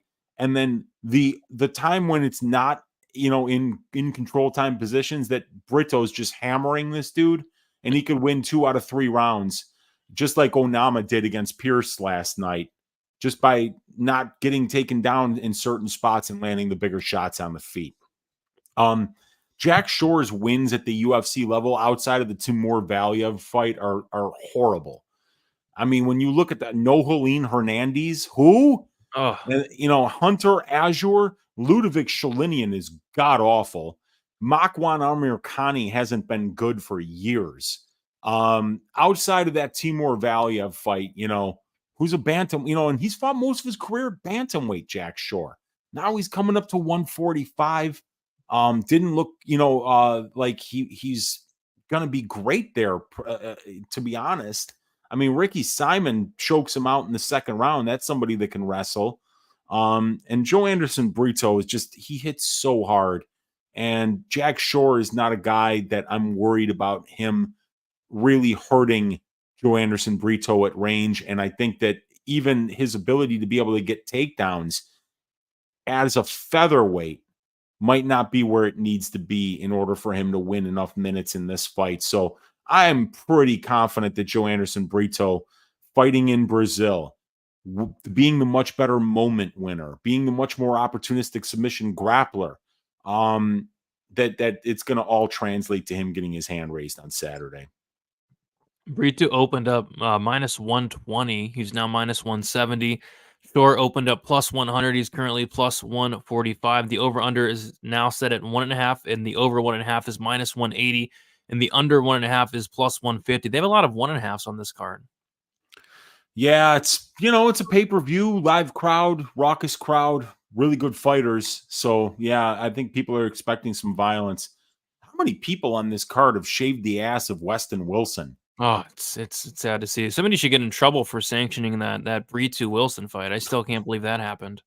Wilson actually got close on that knee bar, but boy, when he got knocked out, he got knocked out. That was hard to watch. Going for a knee bar against Brito is a very dangerous thing. Get your head pounded in, like doing something like that. And you just make him mad at the end of the day. You don't want to make this dude mad. You see what happens when you make Joanderson Brito mad. And, and that's one thing too. You don't see it on the screen, Brady, but this guy's got a win over Diego Lopez, who's looked pretty good as of late. So yeah, I think that this is going to be Brito's spot. Jack Shore, the natural bantamweight, long flight from Wales to Ihor in front of a crowd that's going to hate him. Also, they're not scoring grappling, dude. So even if he does get, a lot of takedowns and control time, if he's not landing strikes while he's there, the judges aren't going to give a shit. So yeah, I think a lot of things here pointing to the Brito side. Yep. Finish upside, damage upside. If he does lose a decision, robbery, decision win upside in Brazil. A lot of upside. Yep. It's going to be a good one, man. I'm looking forward to this fight. This is a high-level fight. All right, moving on. We have kind of a weird fight here. We got Caio Borralho going against Paul Craig. We got Borralho, 31 years old, 5'10" with a 75-inch reach. Paul Craig, 36 years old, 6'3" with a 76-inch reach. Borralho's 5 years younger. He's going to be at a 5-inch height disadvantage and a 1-inch reach disadvantage. Paul Craig is 2-3 his last 5 fights. Submission win against Nikita Krylov, a decision loss against Volkan Oezdemir, a knockout loss against Johnny Walker, knockout win against Andre Muniz, then a submission loss to Brendan Allen. As far as Borralho, he's 5-0 in his last 5 fights. A decision win against Gadzi Omargadziev, a decision win against Armin Petrosian, a decision win against Mahmoud Muradov, a submission win against Mikhail Olazechuk, and then a decision win against Abus Magomedov. We have Caio Borralho, who is looks like the second, I think it might be tied for the first biggest favorite on the card here at minus 550. And what I'll say is I think this is a terrible matchup for Paul Craig. But I feel like I say that in 90% of Paul Craig fights, and he's won a lot of those. But no, I mean, I think it's a terrible matchup for him. He's going against Caio Borralho, who is a black belt in BJJ, really good grappler. Should have the takedown defense to keep it standing and on the feet. It looks like one-way traffic to me. So yeah, should be Caio here. But laying juice, really any type of juice against Paul Craig is always something that's terrifying, let alone minus 550. I feel like that's a little bit disrespectful to Paul Craig, who, like I said, doesn't matter how terrible the matchup is for him. I mean, the guy just finds a way to win. So should be Caio. Pretty confident in Caio, but I've been confident picking against Craig before, and it's bit me quite a bit. Weezy, what are your thoughts on this? It's kind of a weird fight. Yeah, it kind of is, right? And the line's where it is because, like, I think the way that you're going to break down this fight is predictable, right? What does Caio do well? Win minutes with the grappling. What does Paul Craig do poorly? Lose minutes with the grappling. He's a phenomenal moment winner, but are you submitting a Damian Maia black belt in Brazilian Jiu-Jitsu in Caio Borralho? Probably not, dude. The guy's got really good jiu-jitsu. He's never been finished in his career. The way I looked to play this fight, Brady, was I parlayed the over 1.5 rounds here at minus 175 with the money line of Joanderson Brito that we just talked about there. Came out to plus 150 on BetOnline Sportsbook. 2 juiced lines that I think are plus EV. I think Brito probably wins this fight at a 70% clip. So I think we're underpaying for his money line. And then when you look at Craig versus Borralho, Borralho's been over 1.5 rounds in all 5 of his UFC fights. Borralho, not a finisher. He's just not a finisher. It's just how it goes. He wins minutes with his grappling. He doesn't have one-punch knockout power on the feet either. So I kind of see Borralho winning the minutes at range in low volume, because these guys are both very low volume strikers. Paul Craig, 9.2 distance strike attempts per minute spent at distance. Caio Borralho, only 7.2. So once it gets to the grappling exchanges, I see Caio staying safe on top and winning minutes, avoiding the submission attempts of Paul Craig, and probably winning this fight by decision. So plus 150 for the over 1.5 rounds here. I think stylistically, I love it. Borralho's been over 1.5 rounds in 100% of his UFC fights thus far. And I like Brito a lot. I think he should be a much higher implied probability to win that fight. So I think it's my only bet thus far on this card, but I think Caio Borralho, like round 3 decision would be the way to get his minus 500 money line down to something a little bit more manageable. Yeah, and you'll probably get plus money on that considering they put the over under at 1.5. But yeah, Borralho, he opened up minus 355. He's now minus 550. And Paul Craig, he's a plus 400 underdog. As far as the over-under, it's set at 1.5. The over 1.5 is minus 175. The under 1.5 is plus 145. Weird fight. You think that he's going to go to the ground with Paul Craig? I don't know if I would like that. I think he should keep it standing. I mean, on the feet, it's one-way traffic. But if he does go to the ground, like, it could get iffy. Like, that's Paul Craig. Paul Craig's one win condition is that triangle. Yeah. Yeah, and Caio was gonna fight smart, right? So whatever Caio feels, you're going to see that from him. If he feels like, you know what, I could take this bum down and be safe, then you're going to see Caio get takedowns. And frankly, when have you seen Caio be happy to strike in any of his fights? You know, I mean, of course, you're going to take down Armen Petrosian and Makhmud Muradov and Oleg Sejcik, you know, but Godzi, you know, maybe not. I mean, the guy's a really good grappler. You know, Abus Magomedov, a very good wrestler and grappler in his own right. What did he do? Took those dudes down and won a ton of minutes on the ground against both of them. So, yeah, man, Caio's very low volume at range. I don't know if he really kind of has confidence in his ability to win a 15-minute striking match. So I think we're going to see Caio take him down, and I think he'll probably stay safe on top. But you're right, dude. When it's Paul Craig at plus 400, imagine what that sub prop's going to be. It's going to be really hard not to lay like a quarter unit on Paul Craig by submission at plus 700 or 800. It's going to be really hard to avoid that. That's a system bet with this guy. 13 wins by submission. On Bet Online, it's going to be plus 405. I know. Yeah. Or maybe plus 390, actually. It's going to be worse than the money line, I think. Yep. Yeah. But I do think that, you know, I think Caio gets the job done here. I think Caio round 3 decision would be something that I'd be interested in playing close to even money, because I don't think he's going to get an early finish here. Yeah, I think he could win really however he wants. I think it could be dominant decision. I don't know if he subs Paul Craig. Maybe I think he could potentially knock him out. Paul Craig's been knocked out a lot, but yeah, round 3 decision could be interesting, and it's okay. It's been a good run. Still kind of upset about it, but what I like about Liang Na is she went out there and she gave it her all. She gave it her all, and that's all you can ask for. And she cashes those under 2.5s like nobody's business, Brady. There's nobody that's done it like Na Liang when it comes to cashing the under 2.5 rounds. Daniel De Silva and Liang Na, 2 fighters that we just won't see fighters like that for a while, I don't think. We got to bring more of them, like more of them into the UFC. I like cashing bets on fighters like that. Agreed. But I think they're probably going to cut her. I'm thinking maybe tomorrow, and it's going to be an upsetting day. But what is not going to be upsetting is going to be this fight. We got Michel Pereira taking on Ihor Potieria. Potieria stepping in once again on short notice. Weezy, who was Michel Pereira supposed to fight? Do you know off the top of your head? Oh, it was Makhmud Muradov. That was going to be a hell of a fight, man. Great fight. So that, because Muradov has phenomenal striking, so it would have been really nice to see Pereira and him square off, and instead we get We get one of Brazil's favorite fighters in Ihor Pereira, the guy who retired Mauricio Shogun Rua and then did one of the worst victory celebrations ever. The Brazilian fans are going to be really looking forward to getting him in their arena again. And I think they're going to be looking to get a violent win out of their guy in Michel Pereira. Yeah, Ihor Pereira might need some bodyguards on his way out to the cage. I mean, yeah. But yeah, we got Pereira. He's 30 years old, 6'1" with a 73-inch reach. Potieria is 27 years old, 6'3" with a 75-inch reach. Pereira clearly lying about his age. He's actually like 35, 36, but he's going to be 3 years older in this instance. He's going to be at a 2-inch height disadvantage and a 2-inch reach disadvantage. We got Michel Pereira 5-0 in his last 5 fights. Decision win against Price, decision win against Fiallo, decision win against Ponzinibbio, a knockout win against Petrosky, and then a submission win against Mikel Olazechuk. As far as Potieria, he is 2-3 in his last 5 fights.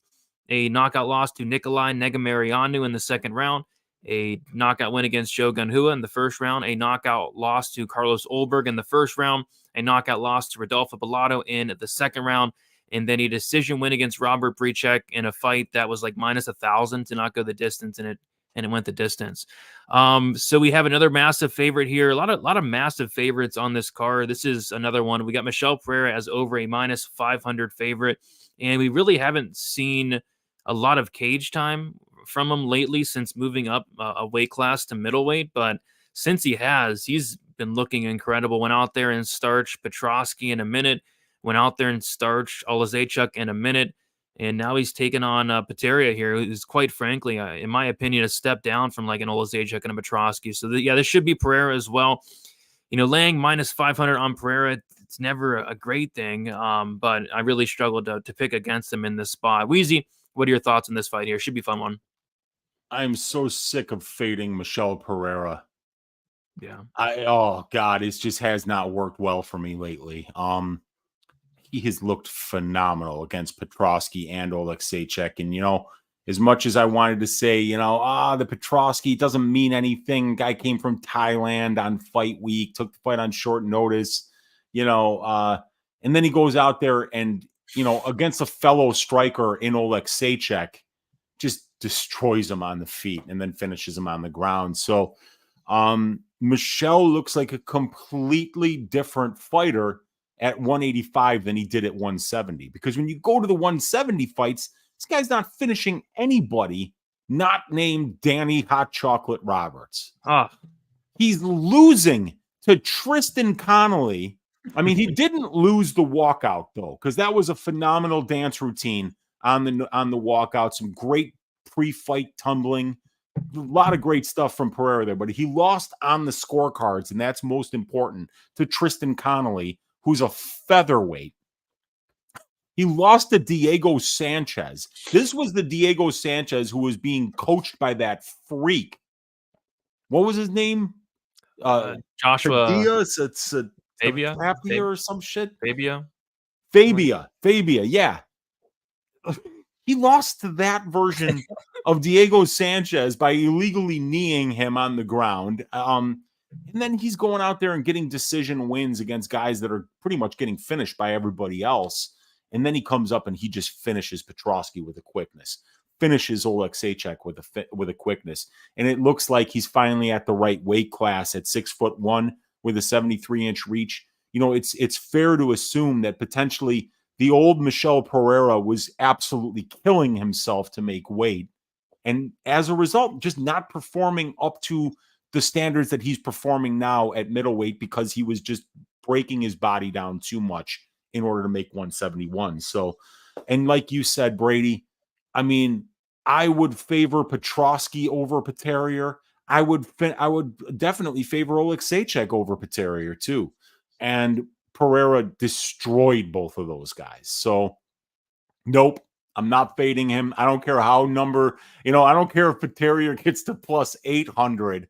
I'm just staying out of Michel Pereira's way, and I'm going to watch this dude at 185 and just carefully watch his ascension to the ranks here, because he looks very dangerous. He's always been explosive and fun to watch. It's just that he wasn't finding those finishes like it looked like he should have been. So, yeah, man, this is going to be a fun fight. And Ihor Brady, is a guy that I have absolutely excoriated in the past, but I think he's doing a lot better too. He looks way better than he has in previous fights. So I mean, I'm interested to see how Potieria handles this challenge, because there's a lot of things that are against him here. Long flight from Europe to Brazil, hostile crowd, short notice. In addition, Ihor is not really much of an 85er. He was always fighting at 205. He didn't even make weight against Robert Britchek at 185. So is he going to be able to make weight in this fight? That's another question. How badly is he going to have to drain himself trying to make 186 on short notice? Something to keep our eyes on as well. But it's a wide line, and it probably should be. Yeah, I mean, if this was like a dance battle, maybe you can argue the line's a little bit wide, because Potieria actually has some good moves. But Michel Pereira is obviously the much better fighter, and I think the wide line's warranted here. You know, this is a fight where I think the wide line is warranted. Like, you got Michel Pereira minus 520. Like with Borralho, you have Paul Craig on the other side, but with Pereira here, you have Potieria. And I'm more scared of Paul Craig than I am of Potieria, by a mile. So yeah, Pereira, massive favorite, probably only going to get wider. He opened up minus 500, and he's currently minus 520. The over under set at 1.5 rounds. The over 1.5 is minus 110. The under 1.5 is minus 120. About a pick on. We talked about the total a little bit before the show. It's a weird one because, like, you think of Pereira, you think of like a decisionator, but all of a sudden he's, finishing guys in 60 seconds, good guys in 60 seconds. Because up until that, Petrosky loss, Petrosky hadn't been finished since like the battle fight in the Tough House, and even Olazechuk's a tough dude as well. Finished them both in 60 seconds, but now he's going against Potieria, who's been finished a lot in his own right. So the total is kind of tricky, and I think it's one I'm staying away from. Yeah, when I saw it, it's a trifecta bet. If you click the OU tab there, Brady, we can check it out. Like, that over is actually it's a trifecta bet, because we've seen so many Pereira fights go over 1.5 rounds, 7 of 10, and 3 of 5 for Potieria. So that's 2/3 of their fights, and that's 15 fights which have went over that number, 66%. So you look at that over 1.5 at plus money, and you're like, man, that's a trifecta bet. That's a seriously underpriced bet according to the data. The problem is, Brady, is that the data takes into account all of the fights at 170 for Michel Pereira, where he was clearly a different fighter. If you throw those fights out, and then you just take the 2 fights at 185, it's 3 of 5 for Potieria, 2 of 2 for Pereira. And now you're talking 5 of 7 fights going under 1.5 rounds. That's 71%. We're only paying 57% on the under 1.5 rounds. So, yeah, man, very interesting total here. And I think it's one where you want to take into consideration the stylistic components of the matchup more than you take into account the past data, which we have available to us. Yeah, I mean, I bet the round 2 and round 3 sub for Pereira like a jackass in his last fight, and these subs have been the first. I do. It's so frustrating when that happens, Brady. And then even in the Petrosky fight, I had Michel Pereira round 2-3 props as well, and he gets him out of there in 60 seconds. So it's like, come on. So I'm done with the 2-3 props. It's probably round 1 this time again, because this is a step down from those guys. I think Olazechuk and Petrosky. All right. And yeah, I'm curious to see if this guy Potieria does make weight. He made weight successfully his last time, but short notice, long flight. We'll see. We'll see Friday. Absolutely. Yeah. And Europe to Brazil, that is not a flight you want to be making too often. Nope. All right, we'll move on to the next fight. We got Anthony Smith going against Vitor Petrino. We got Anthony Smith, 35 years old, 6'4" with a 76-inch reach. Vitor Petrino, 26 years old, 6'2" with a 77-inch reach. We got Petrino, 9 years younger, 2-inch height disadvantage, and a 1-inch reach advantage. Anthony Smith is 2-3 his last 5 fights. A submission win against that bum, Ryan Spann. A knockout loss against Magomed Ankalaev. A decision loss to Johnny Walker. A decision win against that bum, Ryan Spann, and then a knockout loss against Khalil Roundtree in the 3rd round. I had Roundtree KO 1-2, and he does it in the third. Thank you, Khalil Roundtree. As far as Petrino, he's 5-0 in his last 5 fights. He beats Rodolfo Bellato on the Contender Series by second-round knockout. He takes the Pleasure Man to decision. A very pleasurable performance, wins that fight over 15. He submits Marcin Prachnio by submission. He knocks out Modestas Bukauskas. Then he beats Tyson Pedro by decision. Very uneventful fight, but one-sided. Vitor Petrino, kind of like the trend of the card the last couple fights. Massive favorite, tied as the biggest favorite on the card with Caio Borralho. He's minus 550, and I mean, I really can't argue against it. I mean, I think it's a pretty, rough matchup for Anthony Smith here, because on the feet, Petrino has a ton of power. I think he's live to hurt Smith, who's been hurt a lot throughout his career, especially at this stage of his career. I think he's been finished like a record-setting 15 times at this point. And then as far as the ground game, like Petrino showed that he can go out there and wrestle and take down guys and take down solid grapplers as well. And we've seen Smith taken down and we've seen him controlled. So I just think Petrino has multiple paths to victory, whether it's a control-based decision, whether it's a knockout, whether it's a ground and pound TKO. I think Petrino has a lot of ways to win this fight. And as far as Anthony Smith, I'm struggling to kind of find a path here.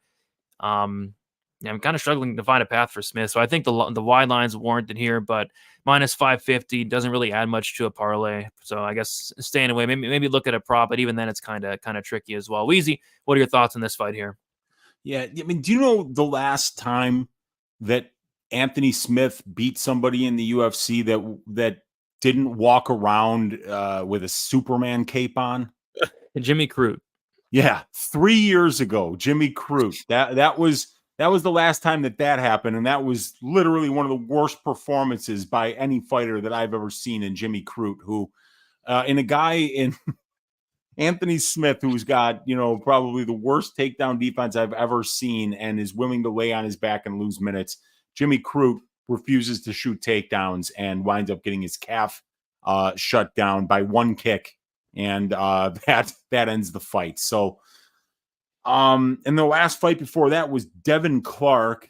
And the win before that was back in 2019, so almost 5 years ago against this point. Big win against Alexander Gustafsson. But either way, man, like you said, how does Smith win this fight? I don't know. I'm not sure either, dude. He's not a great minute winner on the feet. Petrino just hits way harder, let's face it. On the, when it comes to who's going to be able to wrestle and take this fight to the ground, that's Petrino as well. I mean, Smith's just not a good enough wrestler. He's getting his takedowns over a massive sample size at 26%, and he averages 0.5 takedowns per 15 minutes, Brady. That's not enough. So we can't count on Smitty to land the bigger shots on the feet, I don't think. I don't think we can count on him to win minutes with the grappling. Are we kind of counting, if you're on the Smith side, of Vitor getting a takedown and then maybe falling into a triangle choke or something? Because if that's the only game plan here for Smith, or that's his win condition, then, I mean, I think that the line is probably exactly where it needs to be. I mean, Petrino's so much younger, 9 years younger. He's been really hot lately, fighting good fights against Turcali, against Prachnio, Bukauskas, Pedro. Good wins on the regional scene against Rodolfo Bellato twice. Really good fighter. Petrino's got 4.5 takedowns per 15 minutes. He's landing a knockdown on almost 1% of the significant strikes that he lands. He's got heavy hands. He's also undefeated to the decision in his career, while Smitty's 3-4. Smitty's just not a good minute winner. So moment winning, Petrino. Minute winning, Petrino. 9 years younger, 1-inch reach advantage, power advantage on the feet. I like Petrino here.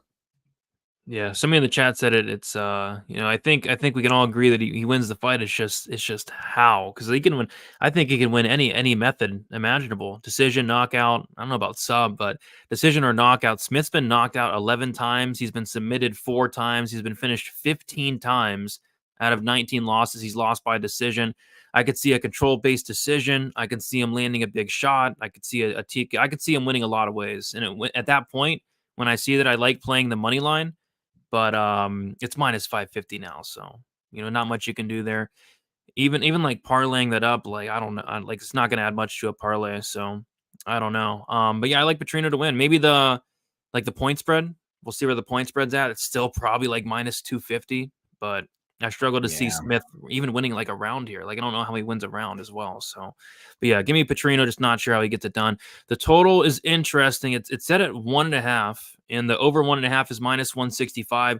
The under 1.5 is plus 135. I kind of lean over, but I could also see Petrino just sparking them. But I do lean over, but I'm not sure I'm laying that minus 165. My only worry in this fight, Brady, is that Vitor Petrino gets injured somewhere in the fight, and then we get to see Anthony Smith in his post-fight interview go, nobody was going to beat this guy. Now I'm next for the title. It could so happen. It's an Anthony Smith fight. If he finds a way to win this fight, he's going to call for a title shot, and for some reason, Dana's going to give it to him. Could see it. We got to pray that doesn't happen. We got to pray that Vitor Petrino gets the job done here, because I am sick of hearing Anthony Smith say he's next for the title if he gets a win. So I think Petrino gets it done probably inside the distance here. He should make it look easy. Yeah. I feel like everyone is going to hammer Petrino inside rounds 1, 2. I would lean round 2, 3, but it could happen in 1. But I would lean 2, 3. Smith can last till the 3rd. He did against Roundtree, unfortunately. I had 1, 2 against with Roundtree against Smith. I thought it would come earlier, but yeah, it came in the 3rd. All right, let's move on then to the co-main event. This one was a surprise when it got announced. I think it got announced on one of these cards recently. But yeah, it's Jonathan Martinez taking on the return of José Aldo. Didn't think we'd see him back, but here he is. We got Jonathan Martinez, 30 years old, 5'8" with a 70-inch reach. José Aldo, he's 37 years old, 5'7" with a 70-inch reach. Martinez, 7 years younger, 1-inch height advantage, same reach there. Martinez, 5-0 in his last 5 fights. Decision win against Alejandro Perez. Decision win against Vince Morales. Knockout win against Cub Swanson. A decision win against Said Nurmagomedov, then a knockout win against Adrian Yanez. As far as José Aldo, he is 3-2 his last 5 fights. Knockout loss against Petr Yan. Decision wins against Marlon Vera, Pedro Munoz, and Rob Font. Then a decision loss against Merab Dvalishvili. And the last time we did see José in there was 1 year and 8 months ago. So it's been a while, but he's coming back. Yeah, interesting fight here, Weezy. We have somebody in Jonathan Martinez who's been looking incredible as of late. This is a guy that's training at Factory X with great guys. He's getting better and better. He's still young. He's still improving. I feel like every time we see Martinez in there, he's like leveling up, which is very scary. So I think Martinez is on his way up. And as far as José Aldo, I mean, the guy's 37 at this point, almost a 2-year layoff. So I see why there's steam coming in on Martinez. But yeah, this line's just been getting crushed today, Weezy. Martinez, I think it was like around a pick'em I saw yesterday. Now it's like minus 170 for Martinez, but I can kind of see why. What are your thoughts about this co-main event? Yeah, I'm on the Martinez side here. The thing about Aldo is, while he's such a phenomenal, well-rounded fighter who's, faced such a high level of competition, former champion, long run as a featherweight champion for between 2 different organizations, really. He's a legend of the sport, but the one thing you don't have to worry about Aldo doing is like wrestling when he's the better grappler. And he's going to be the better grappler here, but he's not going to wrestle Jonathan Martinez. He's going to play Jonathan Martinez's game. And Martinez is an inch taller. He's 7.5 years younger. He's fought like 4 times since the last time Aldo fought. And Aldo's just going to go out there and box. And he's going to give Jonathan Martinez the fight that he wants. And José Aldo was retired, you guys. He was retired. He was done fighting. And then the UFC said, all right, it's our time to do a card in Brazil now. And look at how this card shaped up. Vitor Petrino versus Anthony Smith on the main card. Before that, a couple other fights that are, Michel Pereira is a main card fighter now against Ihor Potieria. They brought José Aldo onto this card because they know that the Brazilian fans were going to watch. But José was done fighting. He was already inducted into the Hall of Fame. You remember him crying when he was inducted into the Hall of Fame? Very, very emotional moment for him, a culmination of a combat sports career that could only be described as legendary.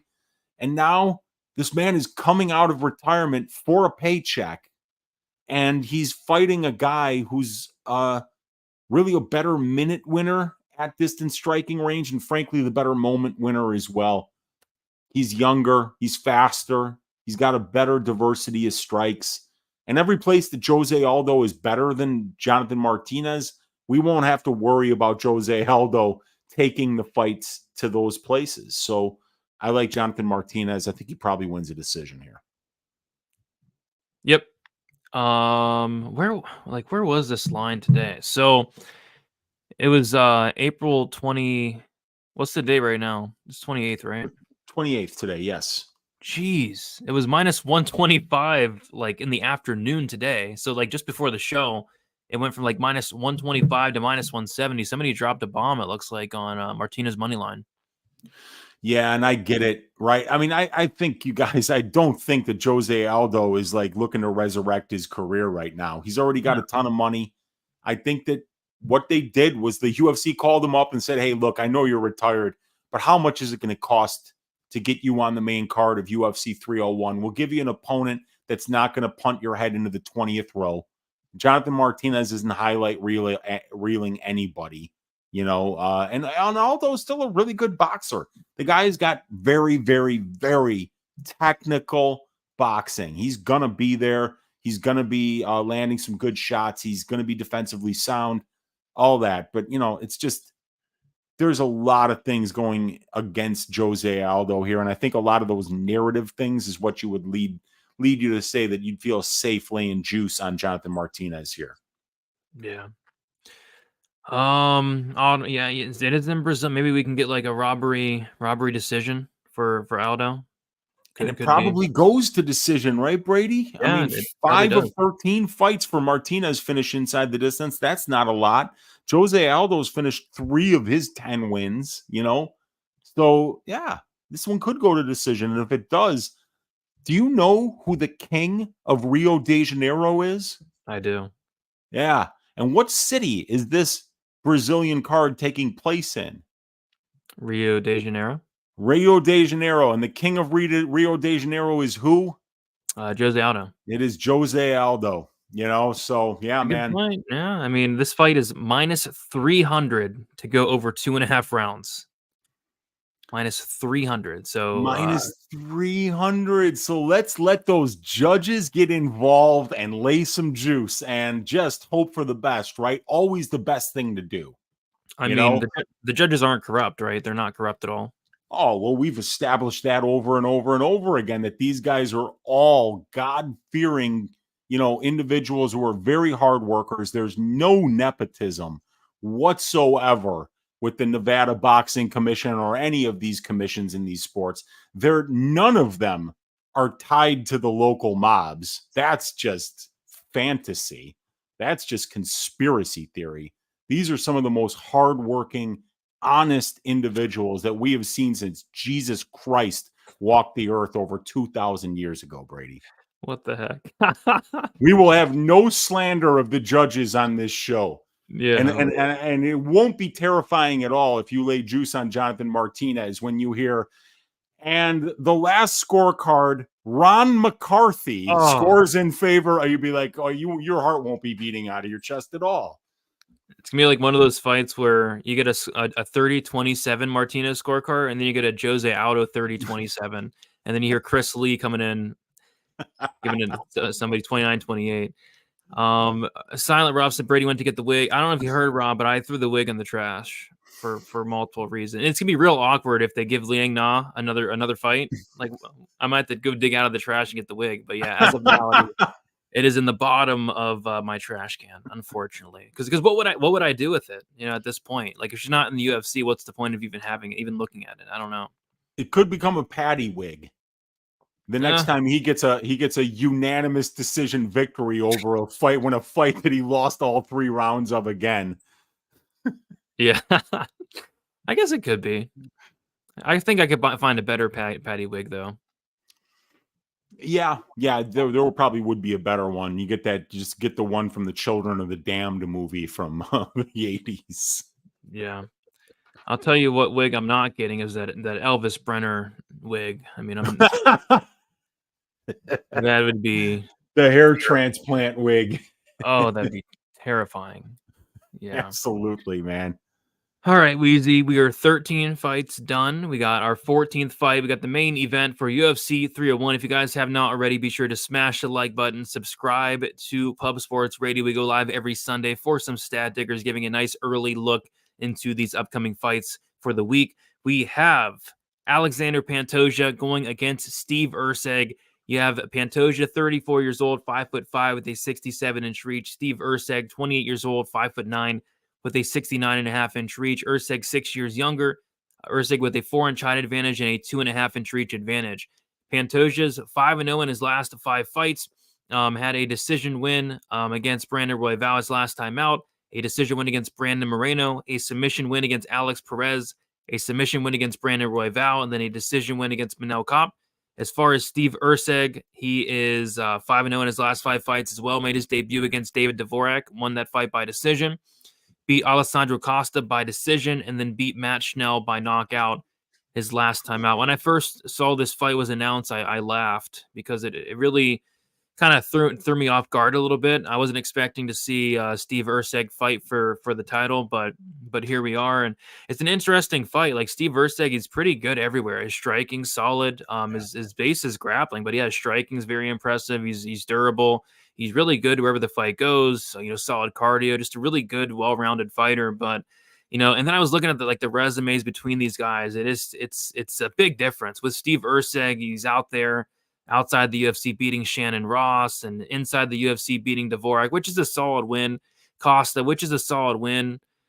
Schnell, which that win doesn't really mean much to me, but decent wins. It's just you look at Pantoja and he's beating like the best of the best in the division, the Brandon Royvals, the Morenos, the Perezes, the Kopes, so on and so forth. So this is going to be a very big test for Steve Erceg, and maybe it's a little bit too soon here for him, but it should be a fun fight. Weezy, what are your thoughts about this one here? And by the way, we did get a dono shout out to from Fresno with the $4 saying Weezy is funny as F.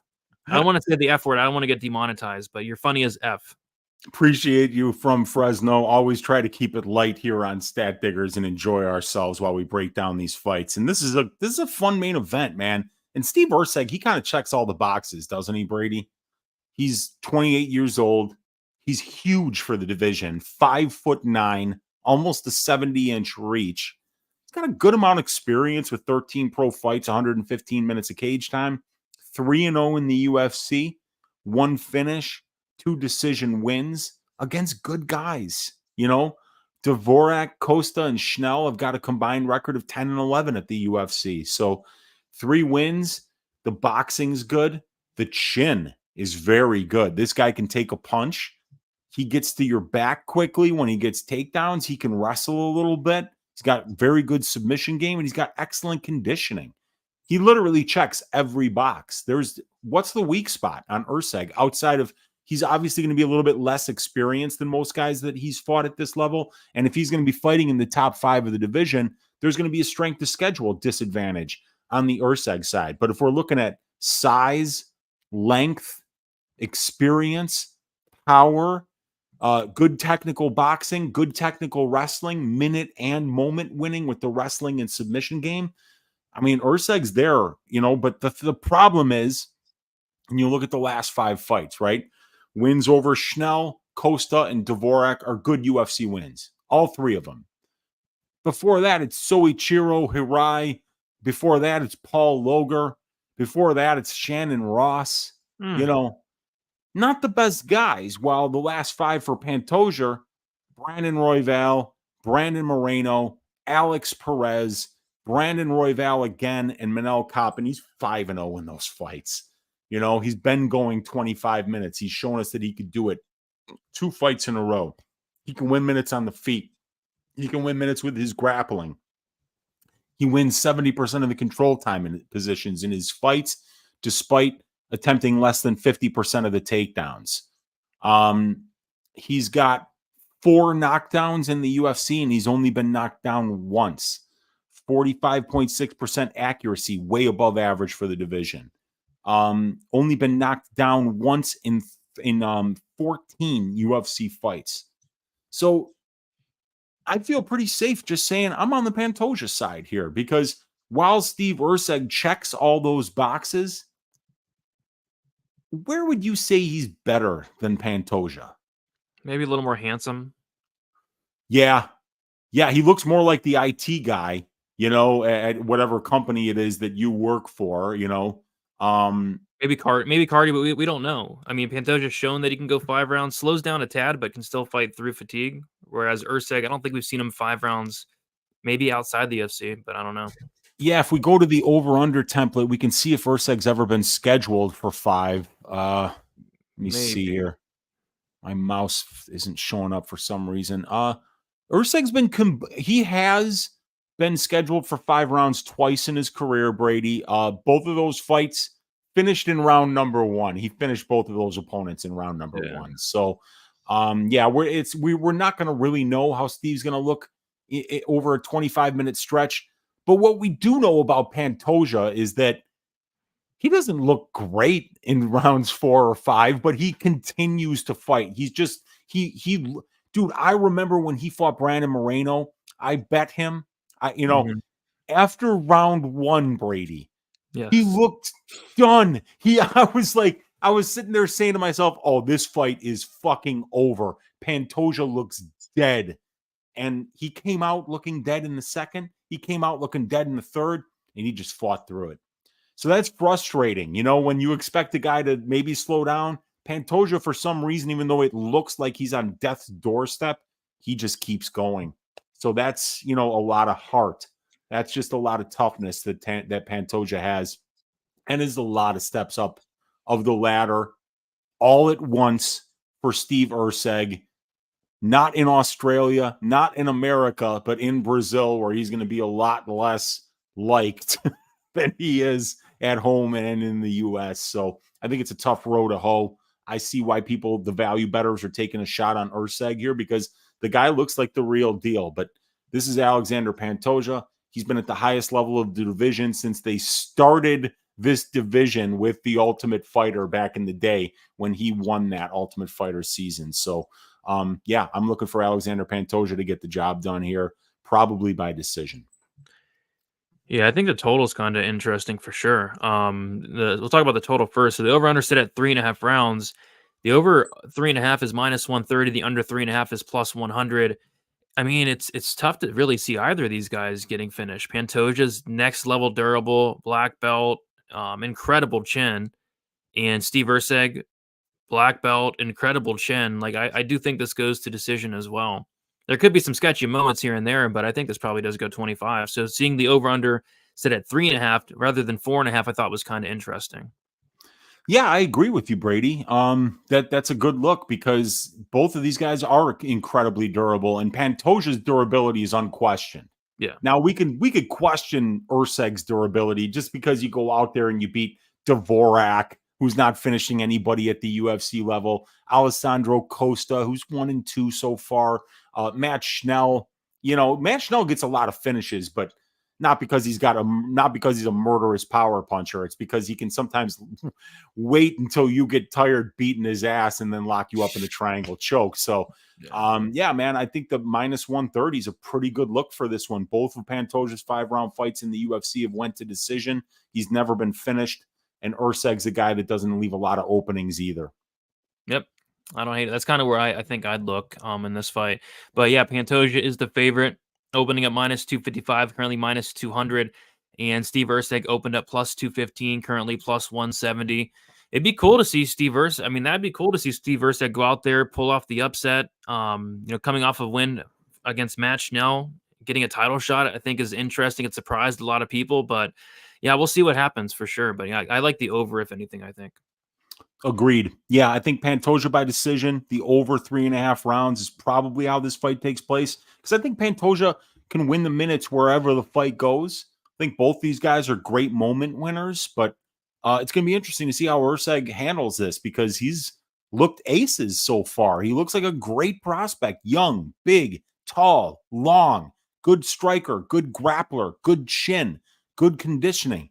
he's checking all the boxes, and he's only going to get better from here because he's getting these higher level fights now. He's going to have the right people around him, good training partners. He's got a lot invested, and this is his first title shot. It's going to be interesting to see how he handles it in front of a very hostile crowd in Brazil.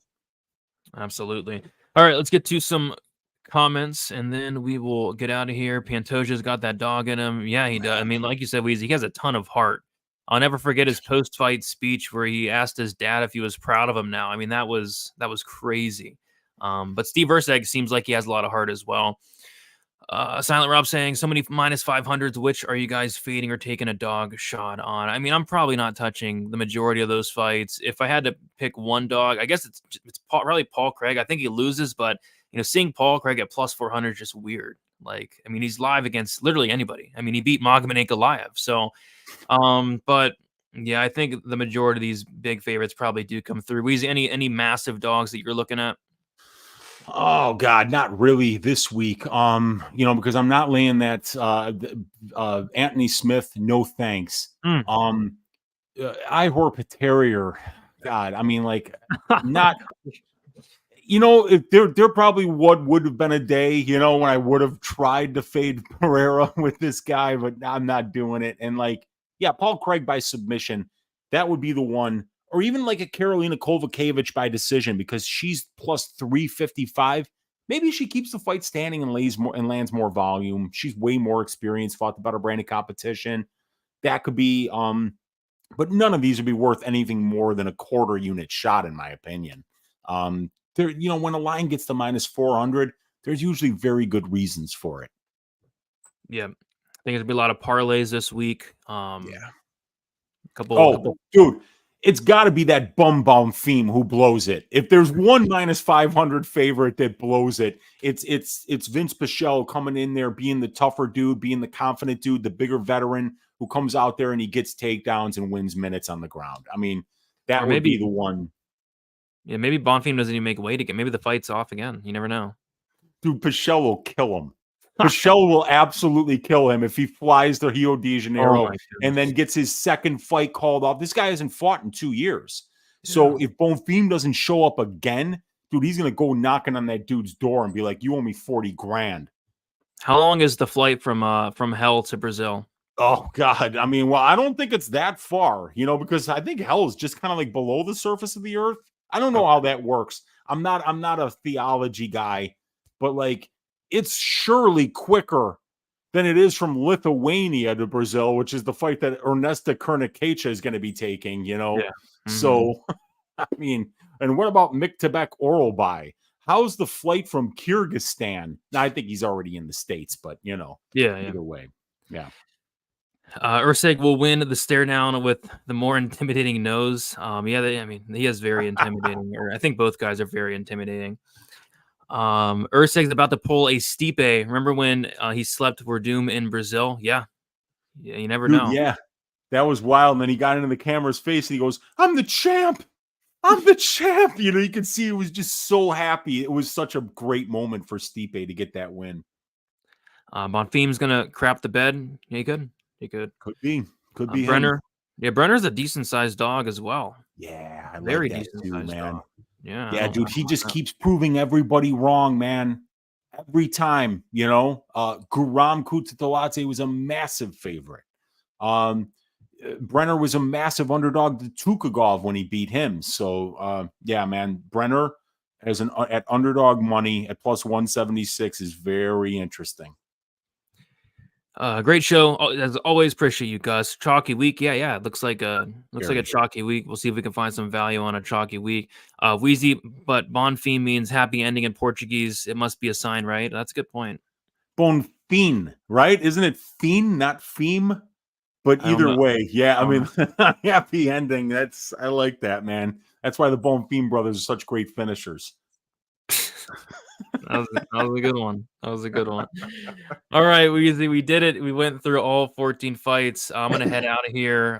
Maybe put on a Gomi fight and then go to sleep for the night. But Weezy, let the people know what you got going on for this week for some content. And we're debuting. Well, not debuting. We're bringing back the big probability show on Wednesday. Really looking forward to that. I'll be setting it up, I think, probably tomorrow, getting it out early. Yeah, man. So look for me Tuesday night, 10 o'clock Central Time. I'll be breaking down the fights on Just the Tip with Uncle Weezy. Go through all 14 of these fights, give you a dog pick, finish with Uncle Weezy's ass shaving of the week, which has been on a tear lately. And then Wednesday, I'll be breaking down the fights with Dan Levy on Half the Battle, Brady, breaking down these 301 fights, and then also doing the DFS show right here on Pub Sports Radio. And then after the DFS show on DFS by the Numbers YouTube channel, we're going to be debuting the probability show as a pay-per-view show, but it's going to be free this week. And that probability show is going to come with all the analytics, which you got a little bit of a sneak peek at, seeing these betting templates and over-under templates that we have for every single fight on the card. Going to be taking you guys through a crash course on how to pick out plus EV bets in these prop betting markets. Probability going to be one of the best and most unique shows that is out there on YouTube, and it's going to be a really good benefit for anybody that signs up for that monthly package. Going to get a lot of value with the stats packages that you're going to get sent and the fantastic content that Brady and I are going to provide for you. So check out Probability this Wednesday night around 9:30 Central Time, 9:15 Central Time. I'm going to give you guys a crash course on some plus EV bets. And other than that, only thing left to do, Brady, stack cash tickets like flapjacks for UFC 301. Continue circling the wagons and continue stacking these winning events like flapjacks like we have for the last couple of weeks here. Yes, sir. Yes, sir. Looking forward to it. Yeah, tune in Wednesday to Probability right after the DFS show. Cannot wait for that. Probability, probably my second favorite show of the week, or I think right behind Stat Diggers. We don't really talk about haircuts or nothing like that on Probability, but we talk about like props, which is fun as well. Just as fun as talking about Elvis Brenner's terrible haircut. But my full card prediction video should be out. I'm gonna try tomorrow night, and just a regular content, guys. So sorry, I'm distracted. I logged on to Twitter. The first thing I see is a tweet from Lou Sassoli. And it looks like it's a wrestling match, and this guy's taking a staple gun to this girl's. I mean, you just look it up for yourself. Anyway, Sassoli, get some help. Get some help, Lou Sassoli. I know you're watching. Gosh. But anyway, on that note, best of luck. Like, subscribe here to Pub Sports Radio. We'll talk to you guys very soon, and see you later. Peace.